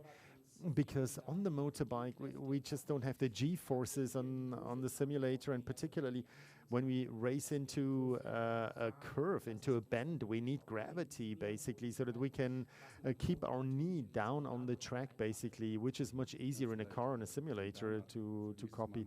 Maybe Bernhard, for next time, a motorbike simulator, that would be something that we could develop. Wouldn't that be in your interest too? So we can also ride indoor with our motorbike. You talked about physical fitness, which is very important. I talked to Luca Engsler once, a DTM driver, and he said if he didn't train as much as he does, he wouldn't be able to ride at all, to drive at all, because there are such forces that are impacting your body. And I could imagine that on the motorbike this is even worse. Well, in the meantime, I think race drivers, race riders, motorbike, car, there's not a big difference in terms of fitness. 6 times a week, 2 times a day, you're training. In the morning, you do stamina training. I love race bicycle riding. 3 to 4 hours on my race bicycle, then you've got your lunch break, and then 1.5, 2 hours fitness center. And you do that 6 days a week in order to do justice to the claims, basically, that such a World Cup has on you. Also, across 22 races, to be able to get through such a race. In Europe, temperatures are okay, you see, even though today it is very, very hot. But go to Thailand, go to Malaysia, Indonesia, places like that. If you fly to places like that, you have temperatures of 43, 44 degrees centigrade, up to 90% humidity. You're wearing your leather suit, basically. You're wearing a helmet. You're completely wrapped up in all that stuff. And then up to 50 minutes, you're riding your race, basically. You've got the heat that radiates from the engine of the motorbike as well. And at the same time, you mustn't make any mistakes. And therefore, in the meantime, it's a very athletic sport, really. You have to be athletic because there are incredible forces that are impacting you whilst you're riding your bike. What kind of forces are we talking about? What does your body have to stand up to physically? Well, on the one hand, you need the stamina simply in order to get through these 50 minutes or sometimes more than 50 minutes. But you also need strength, you know, so it's a strength-stamina combination. All race drivers and riders, you see that they're not really muscular, but they're strong, you know, they're athletic. With a few weights, you're trying to do lots of repetitions in order to prepare your muscles for when you're riding into a bend, basically, to have the necessary strength, but you don't want to have too much musculature because that would add weight to the motorbike. So it's always a bit of a tightrope act, you know. Do you have enough stamina? Do you have enough muscles? But you shouldn't be too heavy as well, because then the team says, okay, we're trying to save every gram on a motorbike, and you're coming along here like a bodybuilder. You just mentioned it briefly that you ended your career last year because you had a serious accident. So what do you do now? We're colleagues, more or less, so to speak. I work for Servus TV as an expert, and as I said, in 2020 I had this serious accident. I'm actually glad to be able to be here today. I just by the skin of my teeth, I missed a wheelchair, really, and needed 1.5 years of rehabilitation until I was more or less fit again. And then I ended my career officially, even though I knew that I would never be able to go back to... did you try in between? No, it was physically not possible anymore. I mean, for normal life, I'm more or less pain-free, thank God. But in order to do that sport on that same level, that's not possible anymore. For a rider, I'm too old now as well. For a race rider, I'm 33 years of age. It's the younger generation now. These boys, they're coming at 15, 16 years in the smaller classes into the World Cup. And I was lucky enough to get this job at Servus TV, superbike races, automotive GP races, live and on site, and that's a whole lot of fun. Well, that's great. All the best to you for your new career, and thank you very much for this great conversation. You're supposed to go to the simulator now. We don't have a motorbike simulator, but we've got a car simulator. If you want to, you can drive a couple of rides. You'll get an introduction, obviously. We can take a look at that here on the screen. I believe that's the way we're doing it, Bernhard, right? So if Yeah, and why I'm here today, that's also because I feel close to Xaver Fackler. That was one of the reasons why I'm here today. He was not only a sponsor of mine, a very loyal sponsor of mine in the past, and also a long-term friend of my family, and that's how it worked all those years, and I'm here today, so thank you very much to Xaver, who supported me all those years. Thank you very much to Xaver Fackler, and thank you very much to you as well. Genau. Und jetzt müssen wir gucken. And now we'll have to see. Maybe one word. Sandro was a world champion in the same class that I was riding in as well, but he was much better than I was. That is the fly in the ointment. But what connects us is that we had the same class. Out there is a yellow one. That's 1997. Yeah, my motorbike is out there as well. It wouldn't work logistically that we put it on stage here. But whoever is interested in it, the motorbike that you just saw in the video is out there. Yeah, we can see that I'm not one of the tall ones, you know, but he's even smaller than I am. If you look more like a jockey, it's getting better. Sandro, have fun in the simulator. Thank you very much for being here. Genau. Der Sandro ist jetzt auf dem Weg und wird sich Okay, Sandro is on his way, and he first of all get an introduction in all of this, and in the meantime that gives us the possibility to ask all the presenters that we've had so far. Professor Schreiber, if you could come to the stage once again, up onto the stage as well. Also Mr. Hauke, Professor Trapp, and Mr. Poggenberg. And Bernhard, I would like for you to stay as well, because you have to explain and moderate what we are about to see here in a second. We want to make the best possible use of our time until Sandro is ready, and we want to talk about this topic once again. The big challenge is for research and automated driving. That's a mega trend, really. Mr. Trapp, how do you see, or what kind of big topics do you see? What's going to come? What do we have to face? I think the big topic is what I already mentioned earlier on, that in terms of functionality, we're doing a good job already, but we must not be blinded by that. What you see in the United States is a little bit an expanded Disneyland, you know, with a lot of effort. They're rolling it out in a couple of cities, so it's not like we're lagging behind or something, but the German path or the German way or the European way is to make sure that we do it in a safe way. And that is the big challenge, really. And the race, from my point of view, is not lost for us. But we're in two different positions where we started in, you know. We started with safe systems. We know how high quality vehicles are built. The others build software systems. We all know that, you know, maturing in the market. Users are beta testers. They've got higher intelligence, but no safety. And the exciting question is, who will be able to bring the two together, integrate the two of them? That's the question that we have to face, basically. Making these functionalities possible, that's new priorities for the customers. That's what we heard, and that is what we want to do with the quality that we have for society. That's a big challenge, and also the chance we have as a location.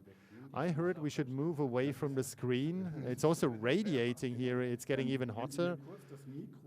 If you could give me the mic, but no, you've got one yourself. No, you don't have one yourself anymore. Mr. Poggenberg, AVL is a technology company that invests a great deal in research. So what are your top topics, and how important is cooperation between industry and research institutions? Thank you very much for this question. Once again, I tried to show it. Focus is everything that's got anything to do with electromobility. Currently also battery cells, quite clear battery cells, the production of battery cells, etc. Particularly here in Europe, autonomous driving was mentioned, and software-defined vehicle, cooperation with all possible partners, players, companies, and that goes from industry via development into research on a worldwide scale.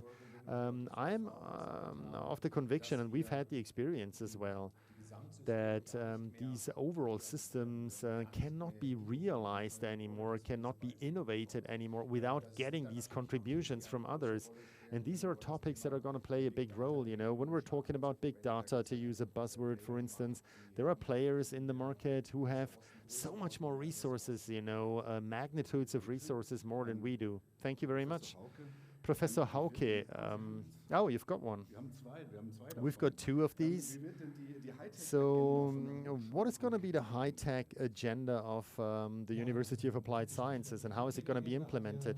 Well, that's a good buzzword too, the high-tech agenda. First of all, put our university smack at the center of applied sciences. Us ourselves at the University of Applied Sciences in Kempten got new doctorates and professorships in a size of more than 10%. We had 150 professors with the high-tech agenda. We got 10% more, 170 now. That is also a challenge because the whole of Bavaria, in a positive sense, was overwhelmed by this high-tech agenda. And all in the same fields of expertise are looking for experts. And the expertise is in particular AI. That is what the high-tech agenda has been created for.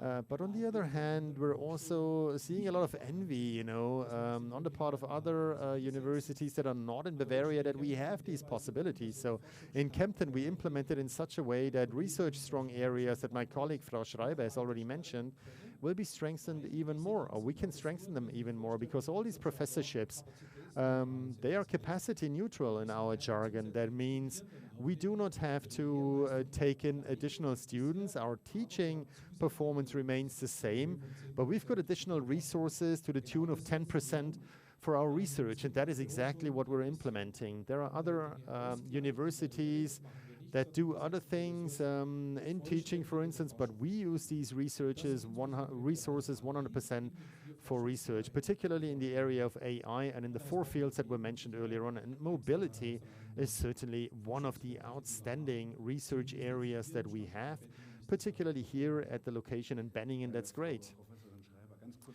Professor Schreiber, very briefly, one question. For the future, what have you got on your agenda?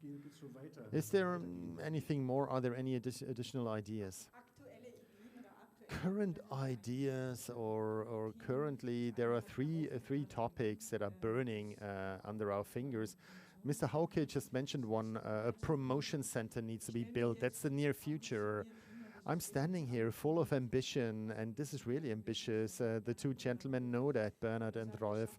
When we say we managed to do this year, then that's going to be a very tough call. Tough men and women power will be needed, but that is one of the topics for this year. Another topic for this year will be in the area of knowledge and technology transfer, to expand that conceptually as well, to develop concepts. It's 16 institutes. The strongest one, the turnover or research budget strongest is here, 6 million turnover, 14 million overall budget. But this area of expanding knowledge transfer with the company, also in the area of new foundations, basically, that's also a topic, but also going into the society. And the third topic is data and also new foundations. Thank you very much. I think Sandro is ready to start. I think he's already started. Maybe we can move aside a little bit. Bernhard, can you explain to us what we see here and what is this all about? Yeah, maybe technology can go to a total view. We can see it better. What is new here is, so to speak, that all around Trunkelsberg here, Memmingen, close to Memmingen, we've got 26 kilometers of fully digitized road, and that is really special. We're scanned in a 5mm grid and then was transferred into a regular grid.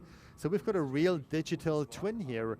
And that is a big word, but when I say really digital, that means that almost every stone, almost every curb, so to speak, has been captured at high accuracy, and we've got them in the vehicle. Sandro is, I don't know where, we've got an east loop and a west loop. The east loop is meant for handling characteristics and for steering characteristics, and the west loop is for amenities, driver amenities. So we've got lots of triggers there, speed breakers, for instance, but also long waves, short wave triggers, and we are in a position to test different chassis, active chassis, active steering systems. Here you can see where the steering system is.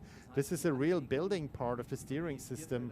So the trigger that comes from the virtual track goes into the steering wheel as well, and Sandro feels that while he holds on to the steering wheel, and thus steering parameters can also be adjusted at an early stage of the development in order to maybe 1 year before the step prototype is there to have steering adjustments already with high maturity degrees. And for that we need a digital twin. And that is so important because with that we have the possibility back to back, we say in New German. We can use test vehicles out there in 5 minutes. We're on the loop. The loop is 26 kilometers overall, and back to back on the simulator we can ride in order to compare reality and virtual reality.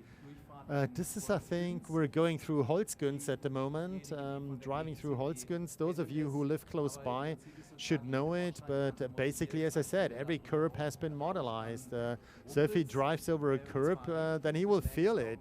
He will significantly feel it. Also in the simulator, you will feel the push then, and we've got the big advantage that we don't have access brake or anything in the simulator. If we make a mistake, we'll just go again, then we'll just start the simulation again. And then that's that. What you can also see here is the movement of the platform.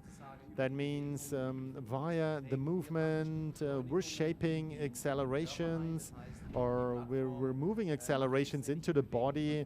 The platform at the end of the day covers the movements of the vehicle, and the driver feels the movements. We asked Sandro if he wanted to drive, obviously. We also have autonomous driving function, even an AI-based driving function that could drive this loop itself, but he rejected that immediately, and he said that was not an option. He wanted to depress the accelerator himself and steer the simulator himself, and insofar that's what he's doing now.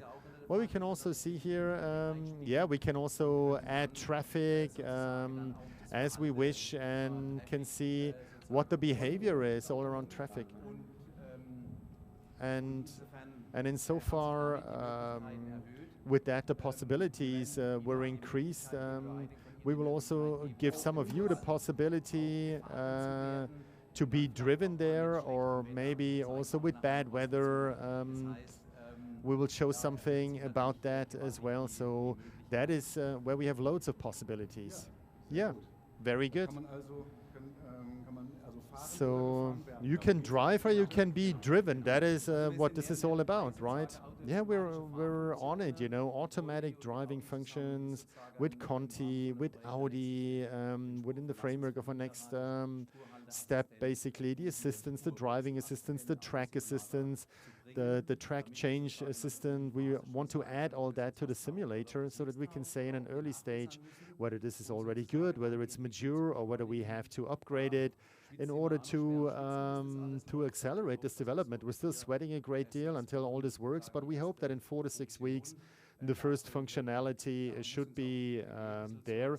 EGB will also have to help us to an extent, because we have to pull out all the stops so that this works. But we're very optimistic, and this is how we're slowly but surely crawling to success, towards success. Great, Bernhard. According to my timetable, we have the master of the house. Is Moritz Hess there? Please welcome the master of the house, if you will, Moritz Hess.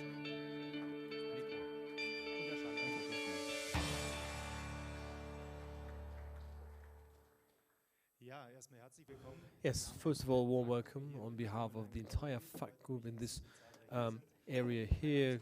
My name is Moritz Hess. I'm the managing director of the FACT Motion and the FACT Endurance LLC. The FACT Motion, basically here, on a size of 35 hectares, they have a proven ground, and that has been grown over the last 10 years. FACT Roofing is basically a company that we also run, and we have 40 endurance drivers, basically, that most of them all most of the time make international endurance driving cars and also lorries and trucks. Basically, I call the presentation from the conversion area to high-tech location. So why is that? Well, very simple, because in the last couple of years we've had a very, very good development.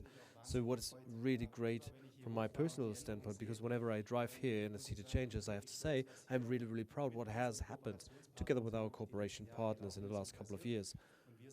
And we are typically, of course, still faster here on the ground than Google Maps, and I hope this will be the same for the future, so that we basically make more progress and see more progress. So let me just guide you 10 years back into the past.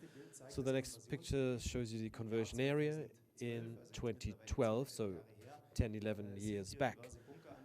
So now we have bunker areas, so we have a lot of forests and woods there, and a few things of all that basically has stayed. So the representative picture are the shelters that some of our cooperation partners basically did some interior work in there. We just basically painted them with color. And in this area here, the history of Fact Motion started. So Mr. Fackler, the owner of the Fact Group, 11 years ago built a proving ground. You see it in the southern area here. So at the beginning we just had a round track, different noise measurement areas. Then we also had some crash area sites, and this was the beginning. And if I switch to the next picture, then you see that a lot has changed. We have small engineering service providers, startup companies, and also world companies that basically settled in our area. And that makes me proud. And there are also other grounds where you say, or real estate, probably you say, well, Benning could be a quite good location for us to expand, to settle down and develop our vehicles further.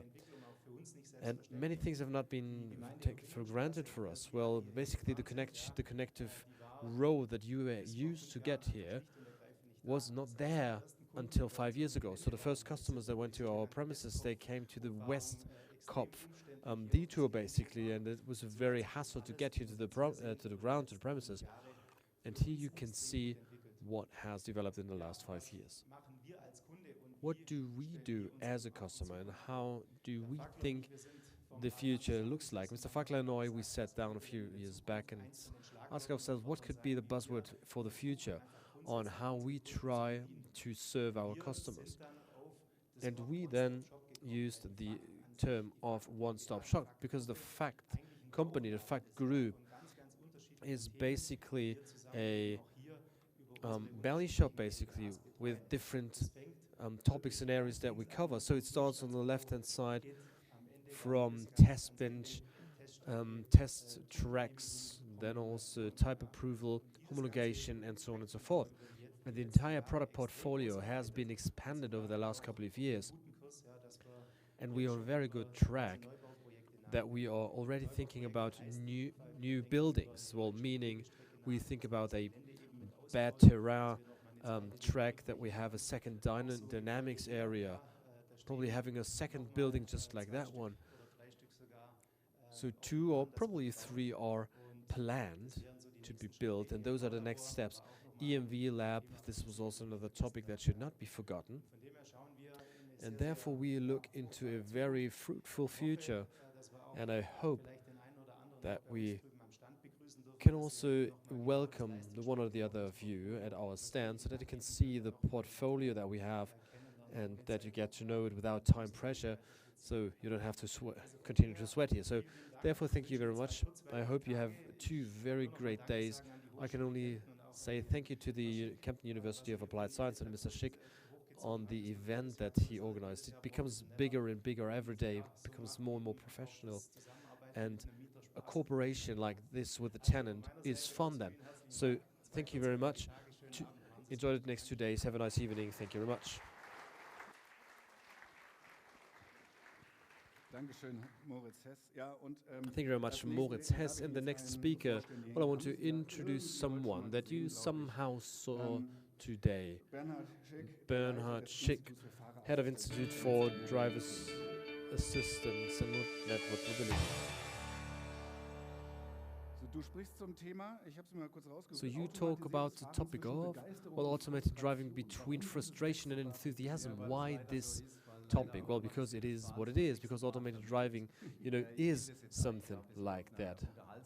I want to do it in an entertaining way, and eventually it is like that, or for God's sake it is like that, because otherwise we would not have to research so much on it.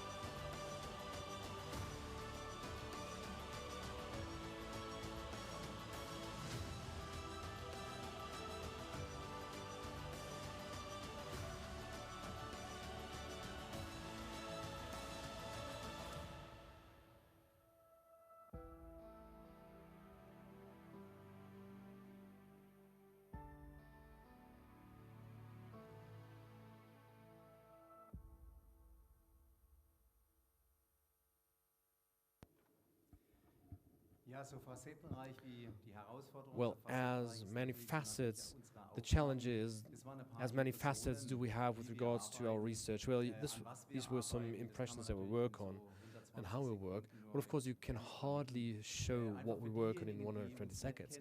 Just for those that do not know us, let me give you some facts and figures. So the Institute for Drivers Assistance and Network Mobility was founded in 2018 from the because of the high-tech agenda by Bavaria Digital, and was founded as well. Well, we have 7 professors in 4 research groups, so that means the topic is very vast, that we have different areas and branches. A-Drive stands for automatic drivers, safety, security, sensors, environment, and connect. And below that, let's say, those groups, we have human factors. Well, you can see it later on, a very important topic for us. How do we get man and machine together? Well, we also work together with psychologies and observe human beings on how they deal with technology. And this will be the core of a presentation that will come later on. We also have vehicle testing, where our simulator is also part of it. AI and data simulation. Data science is very important to us, and we're very proud that we have an AI-based vehicle here that has an AI longitudinal movement that actually adapts to the environment and learns from human beings. We have 70 people of staff and 30 scientific assistants, is what you call them. They either have their bachelor's study course going on, or they've just finished it. So we have around roughly 100 people here in the building. Well, we also have the Institute for Power Electronics in the building, and our colleague Prat, basically, there they deal with contactless charging, power electronics, and so on and so forth. I think we are very well situated here. Competences are very broad. What is very outstanding is human factors, user experience. So the question is, how do we combine man and machine? It's not such an easy task, basically. If you have a look at it from the engineering side, right, you always see quite logical approaches. But, you know, humans, they tick differently most of the time. It's a real challenge. Probably also a reason why we have not managed to have automated driving in a higher level or higher stage. One topic that is something we deal a lot with it is driving experience. How do people experience mobility of tomorrow, the way vehicles drive? So we have a typical ride and handling. So how can fun to drive be developed?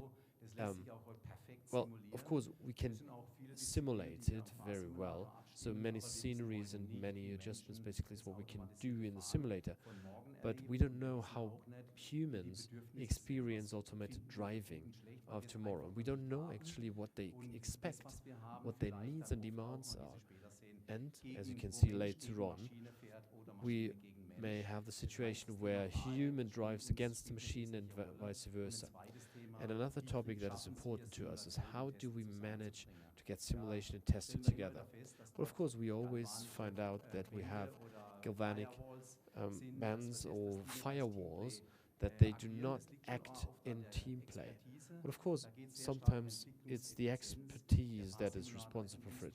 Well, this driving simulator is a tool to make driving experienceable in an early stage, meaning to give engineers some characteristics of driving, and sometimes where it becomes difficult or dangerous to test some things out with test drivers. The topic of automated driving between enthusiasm and frustration is the title of today. It means that it's not only enthusiastic all the time, so that sometimes you get frustrated. All developers, they know it. I see Volker, former Porsche developer. We basically did some fleet drives or comparison drives and tools, and there always are high effects. Well, it's not that worse compared to what the lady experiences. Bill, just put me back for me control it. Oh, dear Jesus. I could never. Oh, where's it going? God damn, Bill. Oh, my God. What is this? So the good news is it's not a German car, it was an American one, so that's good news. The bad news is it's just partially like this. Well, not that severe, but we have had many subject studies, and I think we've had 1,000 subject studies, having them driven or let them drive with the systems, and we look really how they react. We observe how they react and what the reaction is, and the reaction is quite surprising. So we've done many things, workload tests. We can also use physiological measurements, etc. And what happened is that we've had many subject studies, and this year, together with Continental, Audi, we have the Matavi project focusing on the longitudinal movement. So we've had subject studies on how humans experience the track assistant or the lane change assistant, how they experience it. And we wanted to find out how they react, and we tried to improve a car. So we had two similar vehicles, and the subjects just didn't know which system was in which vehicle. So we found out, yes, we know it better, but we learned from the humans, from the subjects, because we understood how they tick. And the same is true, and the same is what we did for automated parking. So there are really nice episodes that happened. So we drove here, and there were situations that a vehicle basically only recognized a parking spot only 3 out of 10 times. So 7 times an error, and we Bedarf uns keep on finding out that there is a lot of demand. So we are also working in a big project that is Bavarian funded, where it's about the experience within traffic scenarios, so comfort and safety experience. So basically we know it from previous studies that, for example, ACC gets you 10 times more into critical situations than human beings, because human beings, they have, predictive capabilities, and the ACCs probably doesn't have this intelligence. Well, cognitive systems may be the answer to this issue. Very important topics that we talk about here, and we're trying to work on that in order to extract the scenarios, try to copy them into the simulator and find out what can be done. Another research question that was important was, for example, the question was, okay, how good shall the suspensions be? Can we probably use different axles because we have automated system? And the question was, well, if the human beings or if the people do different tasks while driving, and they don't have to do anything, the comfort experience becomes different, right? And the requirement for comfort becomes more bigger and bigger. And the S-Class model of Mercedes, right, even that would not be enough. Of course, we could probably lower down our expectations, saying, well, then you can only write a WhatsApp message if you have automated driving. But I say that my customers should be able to write a report when being driven, or doing something like that. Well, that the Bahn basically understood can be seen here in this clip. So the way of traveling will be different. It will revolutionize traveling a journey. In a self-driving car, you will have the freedom to do what is important to you. We will have time for friends, relaxation, and everything else. That's what the future of mobility looks like. Don't wait for the future, just drive with the trains, with the German Bahn. Free Wi-Fi, special family areas, more entertainment for everyone. The time belongs to you. So a very important message is what you can see there. So one manufacturer said, we have to design the cars so that this is the benchmark, but we are miles away. But what's interesting is that the Deutsche Bahn, that are not the fastest, they understood that autonomous vehicles will be the competition of public transport. So this is something that will be very difficult for the future, also for politics, because we will explode when it comes to individual traffic and vehicles. Probably the engineers of the railway try to pull our leg, but there is a huge message in this clip, and this is what I show my students every time, so that they understand where the problems may lay. When we talk about stress, well, stress is a very important topic in this context. So mental stress. Well, we as engineers, we haven't had that in a focus. Mental stress was not important, but now it becomes important. And we measured it in an objective way, and stress is a crucial topic. And you see terms, well, we all know it's comfort, right? This is what we know this term, but discomfort is something new. Comfort is relaxation, stress-free, just not complicated. Discomfort is overstraining, exhausting, complex,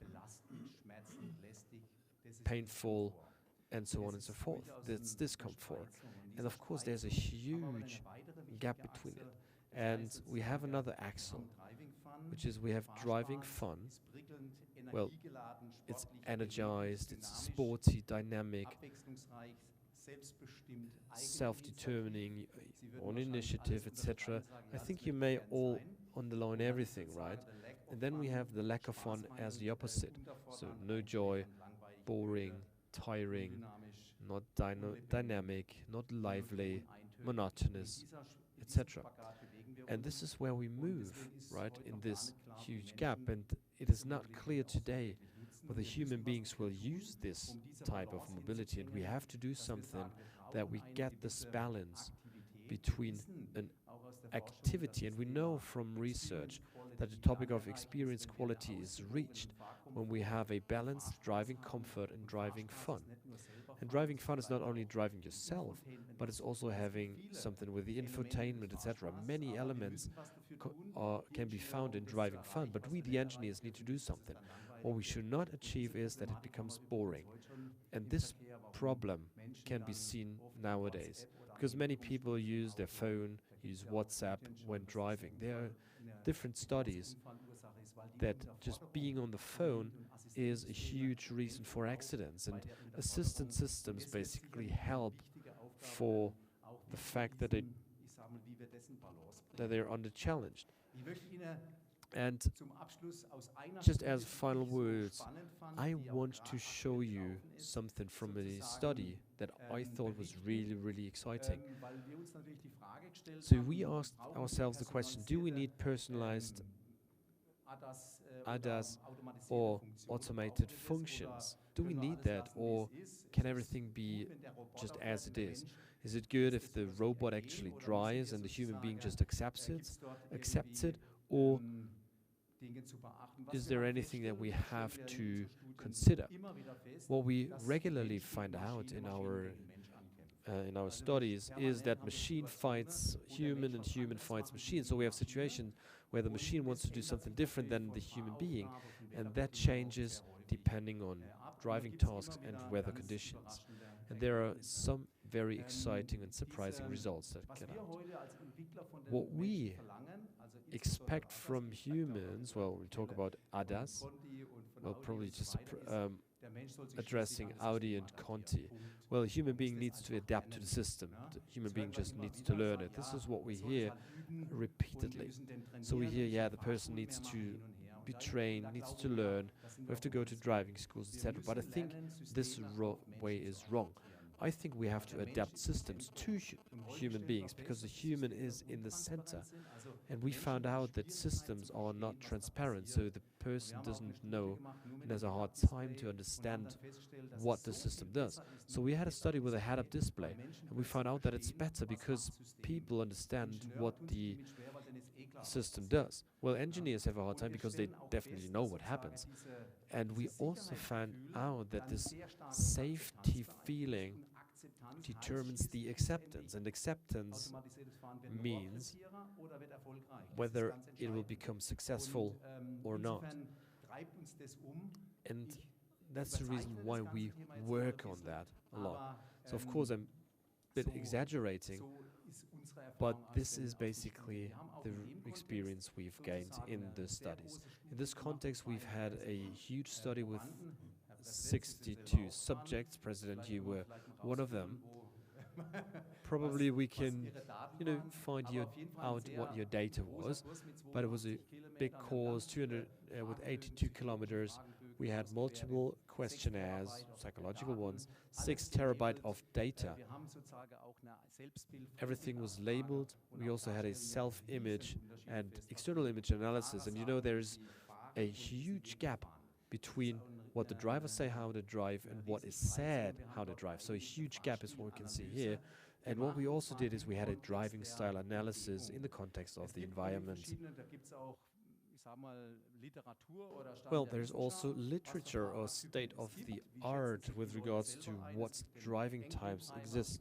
We have angry drivers, we have the risky driver, the careful driver, then there's a driver that, is overstrained temporarily. We have a careful driver, so a person that drives always in a way so not to have stress, or as less stress as possible. And then when the results show that male, the question is, what do we do, right? They say they are careful. So most of them say they are careful drivers, whereas women say, what happened? They are not so careful drivers. Very interesting result, right? So you see there are different distorted perceptions. And as soon as you analyze, you find out that, well, it doesn't agree what is said, basically. What we did is we developed a driving function based on AI that has the transversal guidance, basically, not only guiding them on just fixed rails, so to say. So you also have a consideration of the weather, the traffic, etc., and it's adapted according to that. So we achieve that just by developing a function that learns from the driver in the shadow mode. And as soon as the function drives differently than the driver, the system readjusts and retrains itself and becomes better and better. So this function was developed so the safety driver can drive it. And, well, of course, with these functions, we cannot have subject studies. So what did we do? We decided to have the track that Sandro just drove. We had those subjects. I asked them to drive them there. So we asked them to drive manually. So we recorded it without this person knowing that it is recorded. And his drive, basically, was used as somehow a new developed style, basically. So this is what we told them. Then we had classical regulators. We used this AI-based function. And then we had different slots where the driver could evaluate it. So they had a tablet where they could evaluate it. Everything was, somehow automated in an automated way. Let me just go back.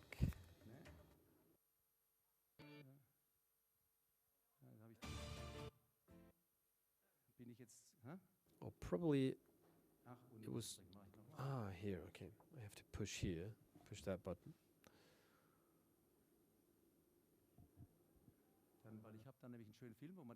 Because there's a really nice clip where you can see it. Oh yeah, here we go. No, here we go. So basically what happened is, well, this is basically the track that Sandro used as well. There were different asphalt surfaces and at defined spots. We were able to show traffic. We could see adjustments, basically, that the driver did. What we could do is we could change the weather. We could put in some fog, etc. So a high test variance was achieved. But what was interesting is that the subject drove one type of driving, which we told them is basically a assisted driving, basically, an autonomous driving program. And it was quite surprising, basically, the result. But eventually, the result was the following. Nobody wants to drive the way he or she drives him or herself. So nobody wants to be driven like this. So basically this is what we expected, but really none of those subjects want to be driven the way he or she drives. So that means what we basically expect our passengers to endure or to bear is something we would never ever bear. So there are also other studies that show that, right? But not in this consequence. It cannot be depicted like this. What was also clear was that there was a difference between the perception of how you drive yourself. So that brings us back to the topic of careful driver or things like that with regards to the man. There's a huge gap between. But what we found out as well is that an adaptive AI-based approach that considers traffic and does not only drive stubbornly on a certain path, which is flexible, that this was perceived very, very well. And Johann this morning published the results of those studies, so there will be a huge paper posed for that, but this is an approach we want to continue. And eventually the situation is that we have to adapt to the people, but we also have to learn to design those driving types in a more defensive way. Okay, great. So that was it from my side. I wanted to give you an insight, probably also in a provocative way, but I think there is a lot of demand for research. If not, I would like to ask Boris to give us some more information. Thank you very much, Bernhard.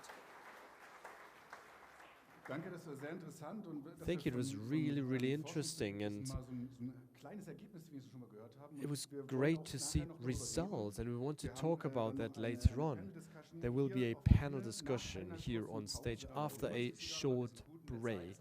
Well, we are on track. We have, let's say, we have 15 minutes break.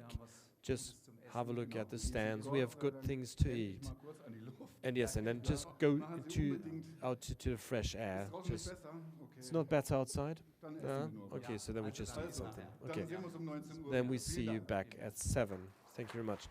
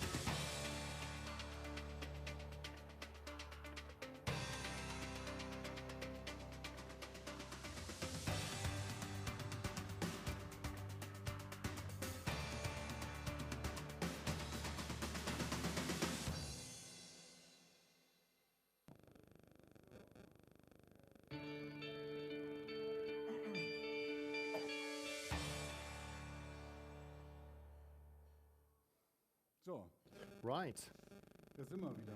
here we are again. Das Wetter hat irgendwie gehalten. Weather held Irgendwas- somehow. Ich habe Armageddon-artige I Zustände heard erwartet. about Armageddon-like weather conditions. War ein bisschen Luft, bisschen Wind, aber It was a bit kein windy, a Regen, bit kein Hagel, kein airy. Tornado. No rain, no hail, no tornadoes. Don't know what's Ja, going on with the wir weather. wollen mit unserer Podiumsdiskussion beginnen. Anyway, we would über like ein to start spannendes our Thema. stage Wie discussion wollen wir gefahren about werden? Oder wie wollen wir an exciting automatisiert topic. How do we want to be driven? How do we want to be driven automatically?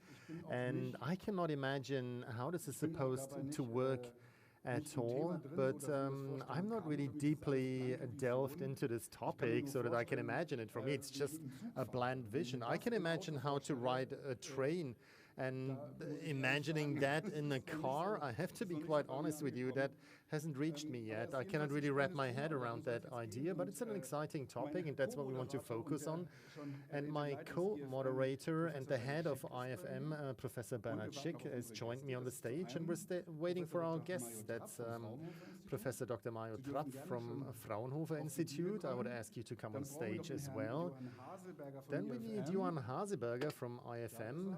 Here he is. Matthias Becker von M Dynamics. Matthias Becker from M Dynamics. And last but not least, Theresa And Rock von der last BMW Group. but not least, Theresa Rock from BMW Group.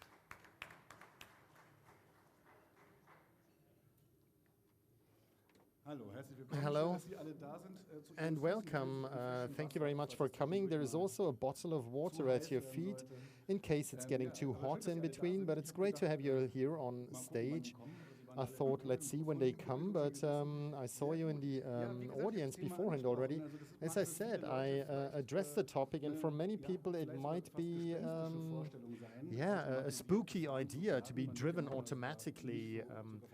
You are sometimes you don't even like it when you're driven by your spouse, if I may quote my wife, for instance. Bernhard, the announcement on the part of the automobile industry has been around for quite some time. I think 2018, 2020, they put a lot out there. Apparently there was a lot in offing, but it hasn't quite reached us.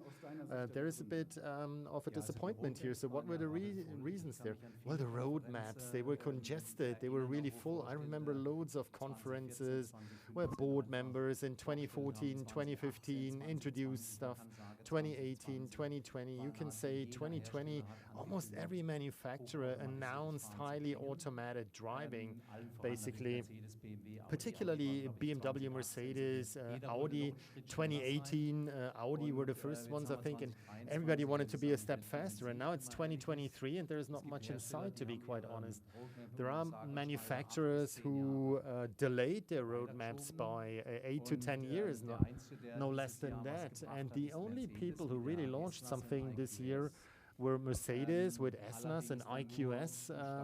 Having said that, that's only highly automated driving in traffic jams, highway pilot. So it's just a traffic jam pilot up to 60 kilometers per hour with lots of limitations. So according to the motto, if it's below 3 degrees, 5 degrees, if there is a wreck, roof wreck, if there is fog, if there is this, if there is that, there's a long list of expectations when it doesn't work, and that shows us where the problems really are. We could also say that we simply don't trust ourselves to do that because we're afraid, because responsibility goes over to the manufacturers. You know, it's manufacturer, it's going to be manufacturer liability. And that means the manufacturers are liable for that. So far it's been drivers' liabilities, holders' liabilities. And so this whole game is changing, and we realize that PowerPoint roadmaps are great, but the work, first of all, needs to be done. And originally it was also the case that German manufacturers said, we will do that incrementally, step by step, as you do classical development. And all of a sudden, there was a tech company in the United States who said, we just do that. We'll leap into that, basically. We will drive autonomously from now on, basically. And from my point of view, we might felt ourselves put under pressure a little bit too much, and now we're sobering up, kind of, and it's a good strategy to develop it step by step, I would say. And we don't really have a time delay to bring that. We just have to do our homework, and that is the reason why it's taken longer, and until it really reaches the populace, that will take even longer. Herr Trapp, let me give you one of these microphones, and I'll hand the other one on the other side of our podium.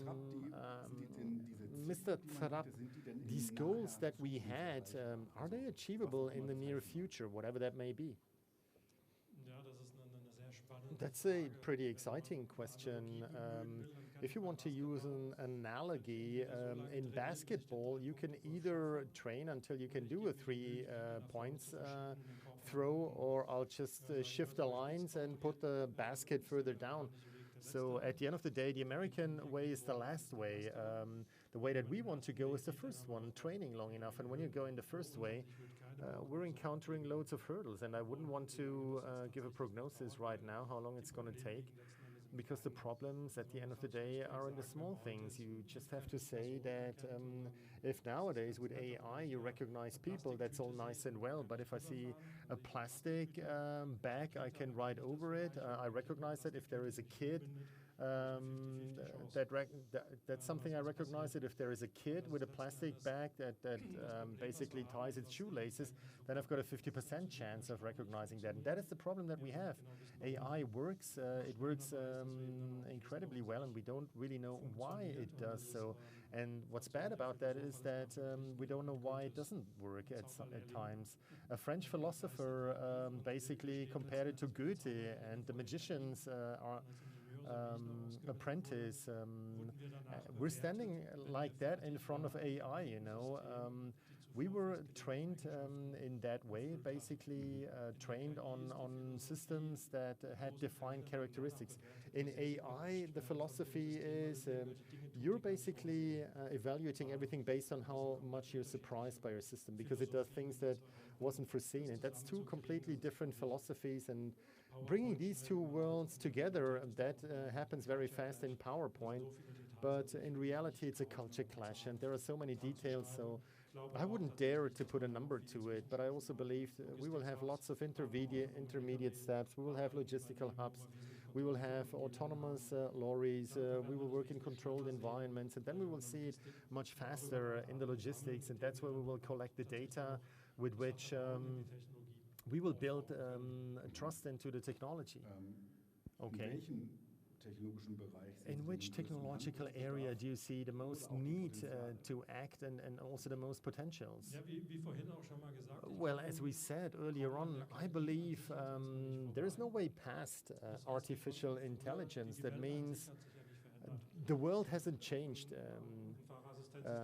A driver assistance system had always had to come to terms with the whole world. So physically, as far as I know, the physical world hasn't changed ever since we introduced autonomous driving. But the difference is in the past, I could narrow it down to a number of sensor values, driving dynamics values, and then I could make an abstract of what's happening in the world.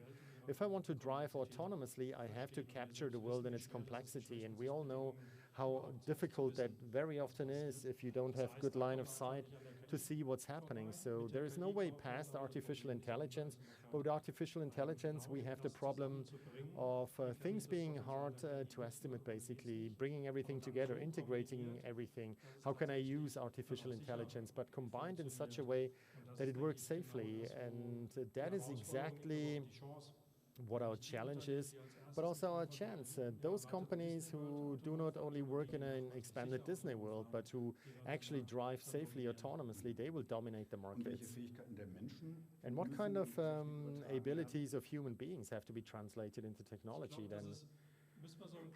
I believe I could talk about that for hours on end, really. There are all kinds of facets to that. But one thing that we need to take a look at, that things, apart from the aspects that we had earlier on, being driven is completely different from driving yourself.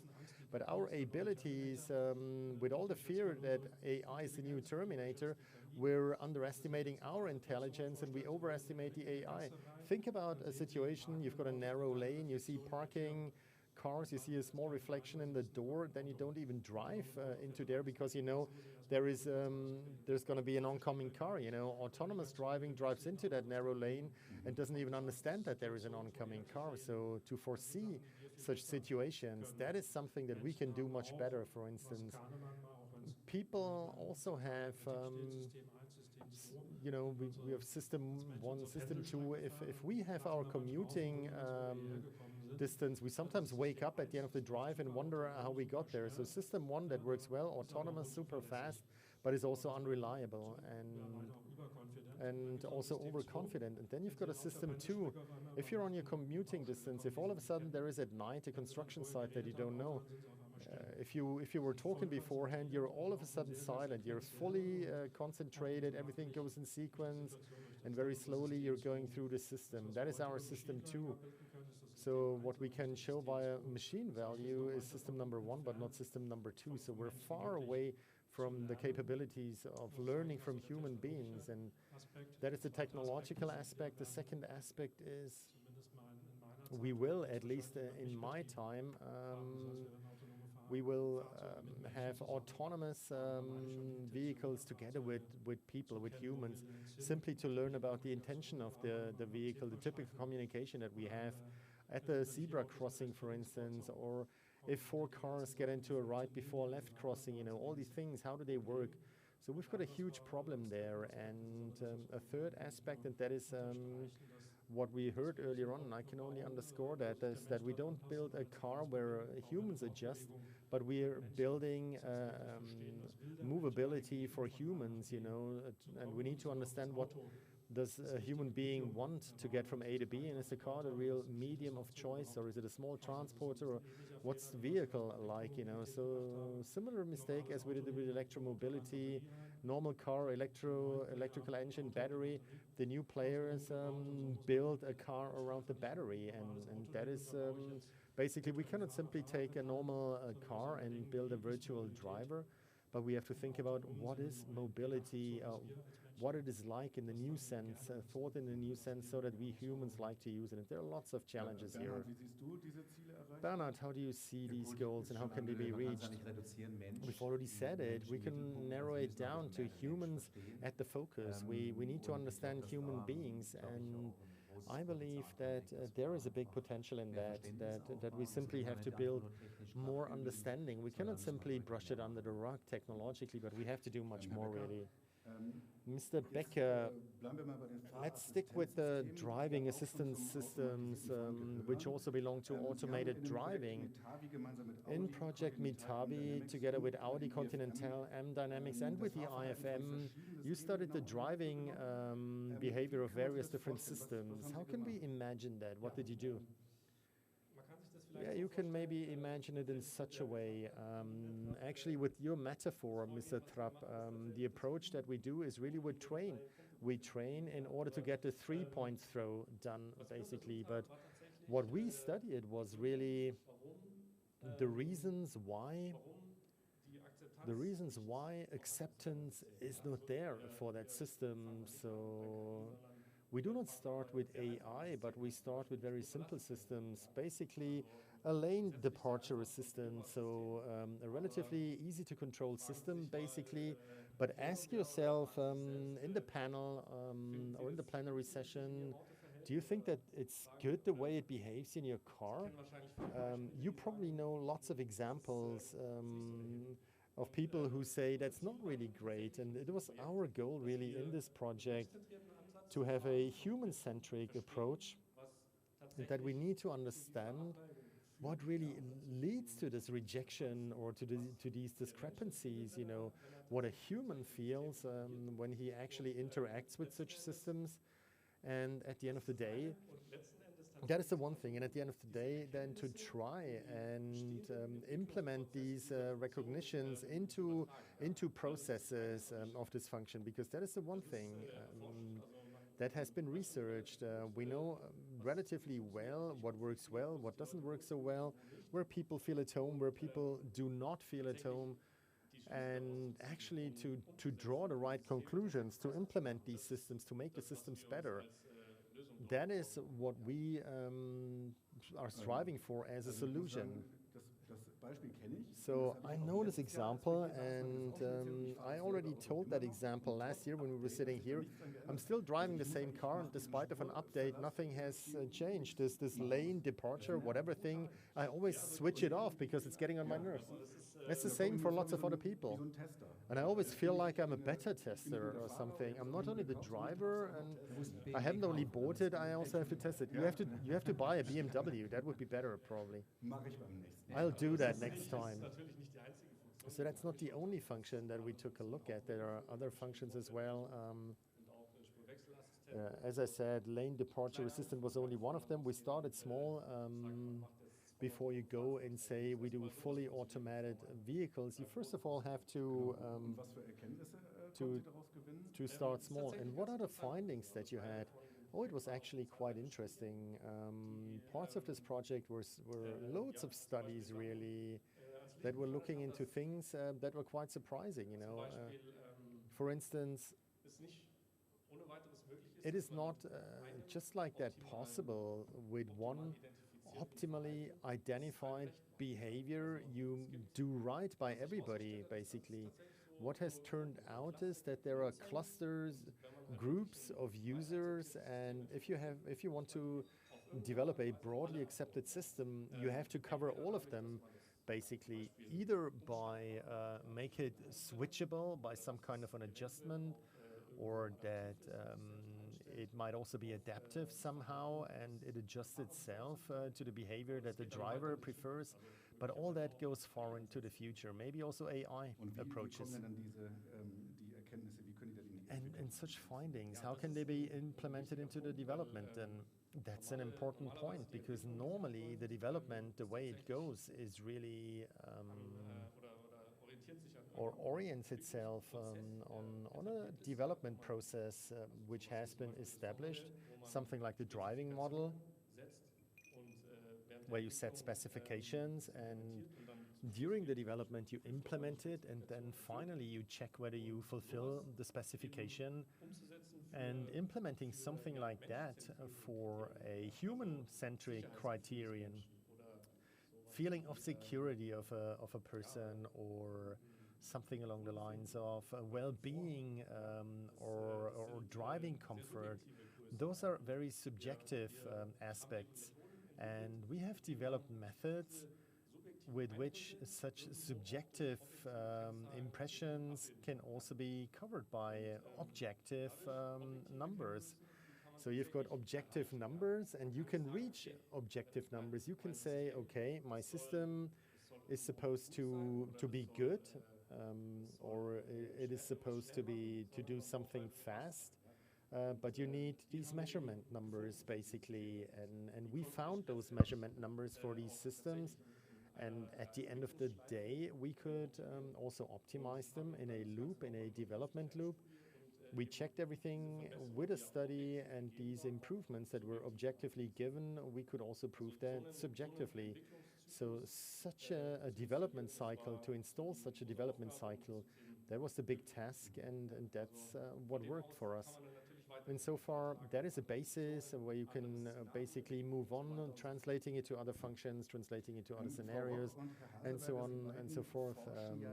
Ms. Rock and Mr. Haselberger, you're both doing research on how human driving behavior can be covered and basically depicted. Please bear with me if I start with Mr. Haselberger. Mr. Haselberger, you carried out a couple of studies. What is the goal of your work, and what is it actually that you did? The big goal, the overarching goal is, you can imagine a driver assistance system. As we know from cars, they come from the manufacturers. We get them as users, and they are as they are. And many of them, or many people, are not in agreement in terms of how the car drives. You drive differently yourself. And we try to go in a different direction. We don't want humans to adjust to the system, but the other way around, that the system accepts us as an individual and accepts that we all have different driving styles. And this is an information that is translated into the driving characteristics of the car, once again, so that we achieve that the discrepancies between the driving style of the car and ourselves get smaller, so that at the end of the day, we are ready to use this function and to accept that. Is that also the reason why we have such personalized and adapted driving behaviors that we need to automate? Yeah, exactly. We did loads of studies with real vehicles where lots of subjects were driving. We also had KPIs, such figures to analyze that. For instance, how do they cut corners when they go through a bend? What kind of accelerations do they allow? And what we realized was there is not only type A, B, but everybody drives differently, slightly differently. And if you do not include that, there is this gap between system and human being then. And what driver types are there? That sounds interesting. What kind of differences are there between gender, age, structures, or classically you subdivide it into 6 buckets basically. We sorted with Professor Schick, fearful driver, aggressive driver, and so on and so forth. But our approach goes in a different direction. We do not even put them into buckets, but we accept everybody as an individual, and everybody is their own class, so to speak. And we also studied that cutting corners, for instance, or behavior in curves, for instance, there's a couple of parameters that depend on gender and age, for instance. Many women basically saw themselves as fearful drivers, slightly fearful drivers, when you ask them, but the measurings, they showed something entirely different.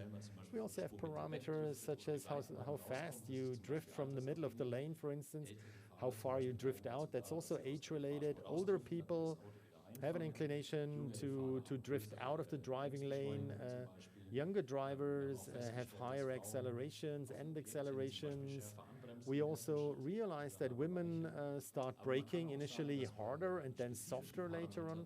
But you can also say that for specific parameters like cutting corners, there is no dependency, at least in our relatively small sample of 60 subjects. There is no dependency on these groups because everybody is an individual there. And is there a driving style that you would prefer then? Did anybody crystallize out basically that the subjects found as acceptable and interesting? Well, we had subjects with their own driving style, and we also subjected them to other driving styles in the simulator. They had to evaluate how comfy that was and how high the stress levels were. And it turns out that the Tesla driving style, where I'm always in the middle of the lane, is good, but it's even better to have a passive driving style that cuts the corner just a slight little bit, but also reports back to the driver, I understand the situation. So I'm moving away from a lorry, or I'm moving away basically. Yeah, you do not only start according to schematic F, and you understand how you would react. The simulation also helped, like a driving simulator. The study wouldn't have been implementable in reality because we in the first step, we first of all had to pretend that the function was already there, which we can show in the simulator easier than in the real world. All driving tests, where it was only about how a car responds in a slalom is simple to set up. But when I want to test how a person reacts when a crash barrier or guardrails are oncoming, and I want to compare it to another person, and I can only do it in simulation. And where do we go in future? The future, according to me, is that the vehicles understand the situation and the human, and that is built into the functionality. And it's very important. That has to be secured. There are also insecure drivers, so it all has to have a couple of secure leeway options. Thank you very much. Well, Mrs. Rock, now we get back to you. So, Mr. Harberger is more on the rural routes. You basically deal with cities. So what is the difference between that, and what in addition needs to be considered in the city? Well, I'd say one word: complexity, no matter which level we are. If we have a look at the typology of the streets, where you have a separation on rural routes, on the motorway, and then the city, you have a huge variability of situations that could occur. And then we continue of influential factors. I have many interactions with vulnerable participants, with pedestrians, with bicycle riders, etc. So it's very difficult to foresee reactions. So my behavior depends on and is influenced by many, many difficult influential factors compared to the motorway, so that it brings much more challenges in the sense of I can only do research on things when I have access to data. So if I want to have a model that needs to react to it, I need to represent the information. And the city provides a new level of complexity so that a model can deal with it, or analysis of driving behavior, influential factors that I cannot basically integrate as a value, because if you don't have anything as a value, you can't evaluate it. Do you also have those traditional classic driving styles? Well, I'd say there are different driving styles in the city center. I think it's more difficult to differentiate them in the city because driving behavior varies individually, but also situative. And also this situational driving behavior, to keep it apart, is very difficult. For example, I have to turn left with cars coming from the other side. So probably you will risk just a small gap to get in compared to when you're on the motorway, for example. And this is an influential factor. So when you want to assess different um, turning process, basically, there are many, many things and influential factors that need to be evaluated. Probably I don't have those values in the in the data. But we talked a lot about the human being that plays an important role, although it's automated. You mentioned the example of the pedestrian or the kid and the plastic ball, or what was in driving school in the past. If we have four people at a crossroads, so the communication between those people, just gestures, the thing with pedestrians, etc. So how important is that? Well, it plays an important role. There are different levels of communication. We can talk about implicit communication, which means I just brake, then the pedestrian understands, okay, I'll let him cross the street, then we can get to another level, which is explicit communication. So, for example, you have a pedestrian that basically makes a hand sign, and studies showed that most communication with regards to pedestrian takes place via, let's say, implicit or body movement or head rotation, and not so much active signaling with hands. But basically the topic of communication is very important for the city, because every time we have to adjust our behavior according to the situation, and therefore I have to understand what's the plan of the other person. Did he see me? Did he understand what I want, what I'm going to do? And those are meta levels, where a lot of interpretation of information takes place. So just alone to identify, is this participant relevant for me or not? And this is something that our driver models need to be able to do and to understand. And we human beings are very good in just connecting different sources of information, to combine them and to create semantic information. And this is something that our models need to do as well. And we are very far away from that, to be honest. Okay, what are the insights, the great insights of your work? So this is one of them. Yes, and I would basically like to follow up what Mr. Dr. Trapp and Johann said. I believe we cannot bypass AI. It's a very important part. But we have to use it wisely. And no matter whether it's R&D or research and the industry, I think there's too much there's too much effort used in industry to find and build a much more complex net structure. But then we stop. We do not go into the evaluation of such models. So for one example, trajectory planner. Well, everyone can basically correct me if you want, but in our case, in our company, the situation is we set up a planner, which is an optimizer at the end of the day. It evaluates different aspects. So that means I don't have a black box model at all. But when it comes to transparency, what does it do in variances in different situations? And at the end, we have a developer that actually has a look at the behavior in a video and a simulation, and then he says, oh yeah, it is good, it's not good. So basically, I don't have any methodologies to assess that, extrapolate, so that I can depict in a system whether the system would, have a proper situation and would drive through the city properly. Okay, and basically simulations do help, or driver simulator, does it help?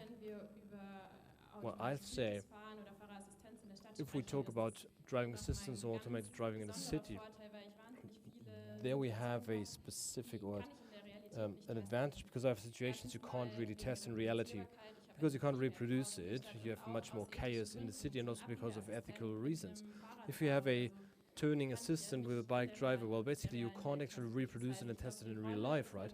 So that means the role of a valid simulation becomes more and more important. Thank you for now. Probably a question to all of you. If the insights that we've won and if the human aspects are combined with the technical aspects, and if we reflect that, do we not consider the human enough as center of everything? Well, I mean, your initial question, why haven't we made it in 2020? Well, the answer is here. It is quite complex here. Well, on a PowerPoint it may be superb, or we could just paint it overnight, so to say, but it is so difficult. And if we want to build up, Disney World, we can manage to do it in Memmingen, that we drive through it with taxis. So technically, no problem, but sometimes it feels like a mission impossible. Well, I want to take your braveness and your courage, but eventually the situation is that there are so many aspects that need to be considered, and you always have to be aware of the situation of human being. We learned with evolution to read body language, because the body language of the animal in the past, and also the body language of the co-hunters, basically, if we were not able to do that, would have not been able to read it properly, then we would have been dead. Or if you look at the Tour de France, just going up a hill, and if the person basically gets tired and can't move anymore, this is something that we can do. We can interpret things in a way that we have to teach the machine. And we have a very good situational understanding, that we have a snapshot brain where we can basically remember just the entire story with just some snapshots, basically, and we can get access to it in such a short period of time. And I think there's a lot to do, and I say that we have to do it step by step, and we have to take people on board. Next benefit, next benefit, next benefit. This is the simplest answer I have. Of course, I would love to drive autonomously tomorrow, but I think we have to do our homework nevertheless. But do we make progress in that? Because when you say step by step by step, you have to do the first step at once, right? Yeah, but of course we do make progress. Yeah, we do make progress, step by step, one step after the other. Of course, it would be great if the ACC detects that the car just on the right side will change lanes because there is a truck in front of it. And then, the co-passenger asks you, well, what do you do? Well, and you say, I don't do anything because it's the ACC. So the simple things that can be generated with AI with a lot of benefits, where we do not generate any risks or dangers. And this is something that we have to work on, and then we have to learn step by step, have to implement it, learn, implement, learn, implement. Well, I can basically follow up right away 3 aspects at this point. Number 1 is what Mrs. Rock said before. If you have a human, and because at the end of the day we imitate a human driver, right? And we underestimate basically the human intelligence when we talk about automated driving. And what is added is the huge hype on AI. Well, there's not the AI. It's basically just a small approach of the AI. It's the neural networks that we like grow. So everything will be just amazing what will come. But AI is what we call as a sub-symbol. Semantically, AI doesn't have any idea what a pedestrian is, doesn't know what an arm is or what this scenery or scenario means in a semantic way. And therefore, it's very important not to create an illusion, but just to,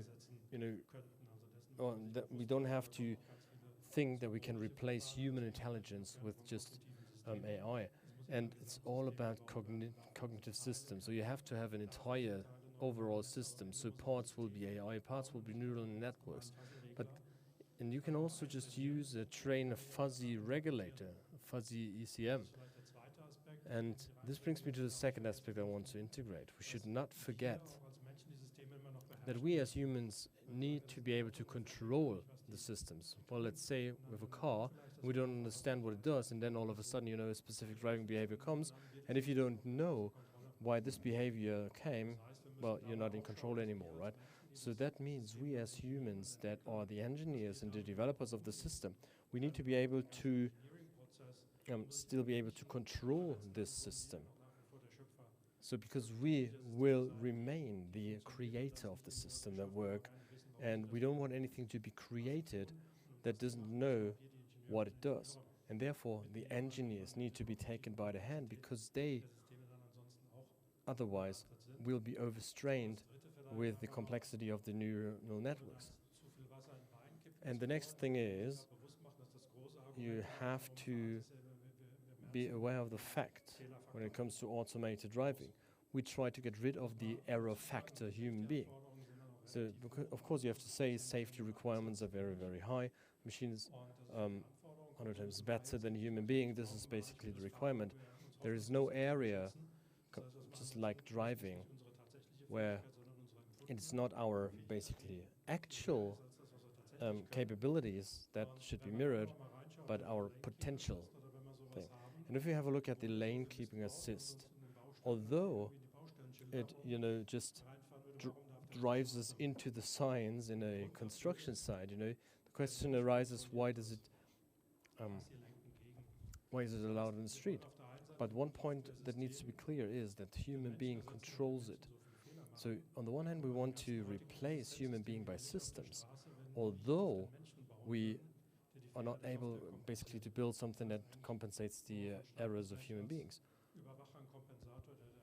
So the human being basically should be the controller of the software, right? And you should not neglect when you talk about those vehicles, because I think no assistance system would be allowed and approved if it was not for the human being that controls it. Let me just add one thing. So one of our subjects said, well, I feel as an assistant of the assistance system. Well, then I can do it myself, can't I? And this was a response that I heard quite often. Because when you're in this observing role, you feel that they are really tense and that they are on tension. And I think there's a lot to do and a lot work to be done. Well, last question to the round probably. Well, we put a lot of thoughts into everything, and the human being is always in the center of it, and that we know more of it, and that we can do more than the things that were not invented already or yet. Well, but there are Google cars, or well, there are many that drive like this. So what is it then? Because to the outside it looks as if it works, or is it just the fact that it's negligent at the end of the day? Well, when we have a look into the future, and when we think about the future, if we have level 3 plus systems, because for the Tesla, you also have the human being as an observer and control it and have to interact with it or interrupt. If we do not have to interrupt or intercept, right, then the human being has a feeling that he doesn't have to do anything, and then accidents may happen. So there needs to be a cut in one point in time. There is a Google study where it says that the driving wheel, you know, just is thrown out of the car. You just have your emergency stop. But until we manage to be at this point, it is, well, we are in tightrope act basically. And it's very difficult what we ask for from our clients. Yeah, and then you have those people that drive unassisted with not automated driving.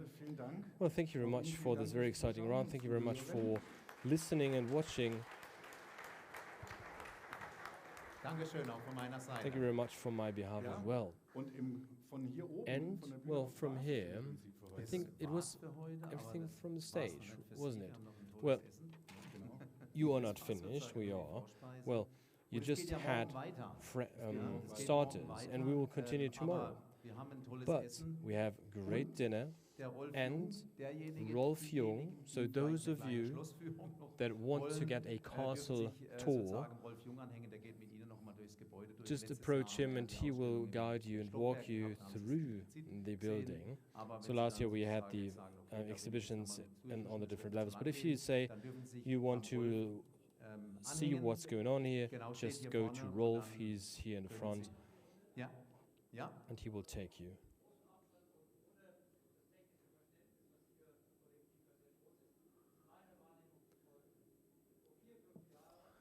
Kann ihm irgendjemand ein Mikro geben? Wir hören gar nichts. Ja. Danke. Was sagt er? Meine Wahrnehmung vor 4, 5 Jahren eine große Euphorie. My perception 3, 4, 5 years ago, autonomous driving level 1 to 5, we will achieve it. Today, I have a much more reflective perception from all of you. Why is that? Is it because you got older, that you Kurz vor der got Rente, smarter? Beck.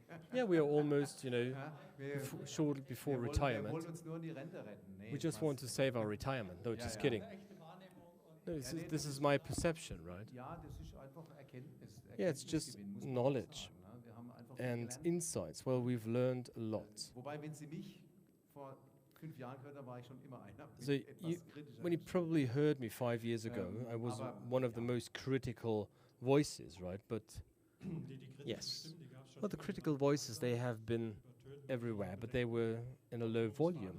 Autonomous driving comes from science fiction, right? No one of us knows no movie where we don't have any autonomous driving. And now basically we think, oh my God, the Teslas, the Rimas, whatever they are called, they are now reality, right? So everyone said, well, this is the new thing, this is what we want to have. Well, of course, in the past there were those critics that say, well, it will never ever work, but no one wants to listen to those. They were then the cynics and the pessimists.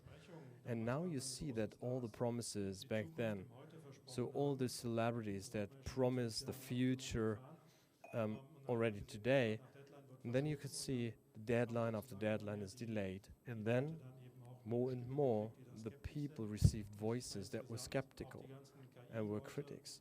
And you see that all those AI guys, also those AI experts, if they knew back then, know what they know today, they would have been different. So you see, you have a hype at the beginning every time, and then you have insights and knowledge, and then you become more realistic. So you have to say that nowadays people are much more realistic than back then during a hype. Wir haben die erste Stressstudie Let me just give you gemacht, haben one eine Studie story ausgeführt. Dann hat sich eine as Dame der Deutsche a final Presseagentur word. So we had a gewogen. study, Wir and wussten then ja, one dass lady die from the Deutsche press Presseagentur ist, basically und die hat sozusagen managed her ihre way into this Selbsterlebnisse subject study. berichtet. Das ist And der she APZ in der Süddeutschen reported Zeitung, was weiß about ich, her immer self-experiences. da And steht, then was ist denn the hier president los? called and Steht says, im oh Telefon, shit, steht, what's da going war on? die Hölle los. So Ja, everyone spielen is die alle ringing an us, so the Anrufer Spiegel und newspaper, so alle all of them, they called, Hersteller haben uns and so all beschwert, manufacturers eingeladen. invited us Und to wir haben dann nur talks. Krisengespräche So gehabt, ne? Als there were die just Dame hat über ihre crisis Selbsterlebnisse conversations. berichtet. Und So da this war lady basically just alle talked Hersteller about da. her Das own war, experiences, and ich will then sagen, all of a schrecklicher sudden Moment, der all war irgendwie auch manufacturers called. amüsant, aber So es war I wouldn't say it was a Und, a aber es war negative 2017, situation, but it da was haben wir really das eine auch ein exhausting. bisschen So it was 2017, and So, jetzt will basically ich Sie we've entlassen. managed to Sonst diskutieren achieve wir können a auch lot. gerne beim Essen weiter So I would like to diskutieren. Nochmal release vielen you, Dank für ladies Ihre and gentlemen, Aufmerksamkeit. and we can discuss Boris, over an dich dinner. und an die Thank you very Technik, ans much. Team. Habt ihr Thanks toll to the gemacht. team, thanks to the technique, Jetzt gehen wir technology, mal zum Essen and now und let's have some dinner. haben den Druck ein bisschen raus. So Genau. just get Also dann away, einen get schönen off the Abend. pressure. Have a nice evening. Thank you, ladies and gentlemen. Bye bye.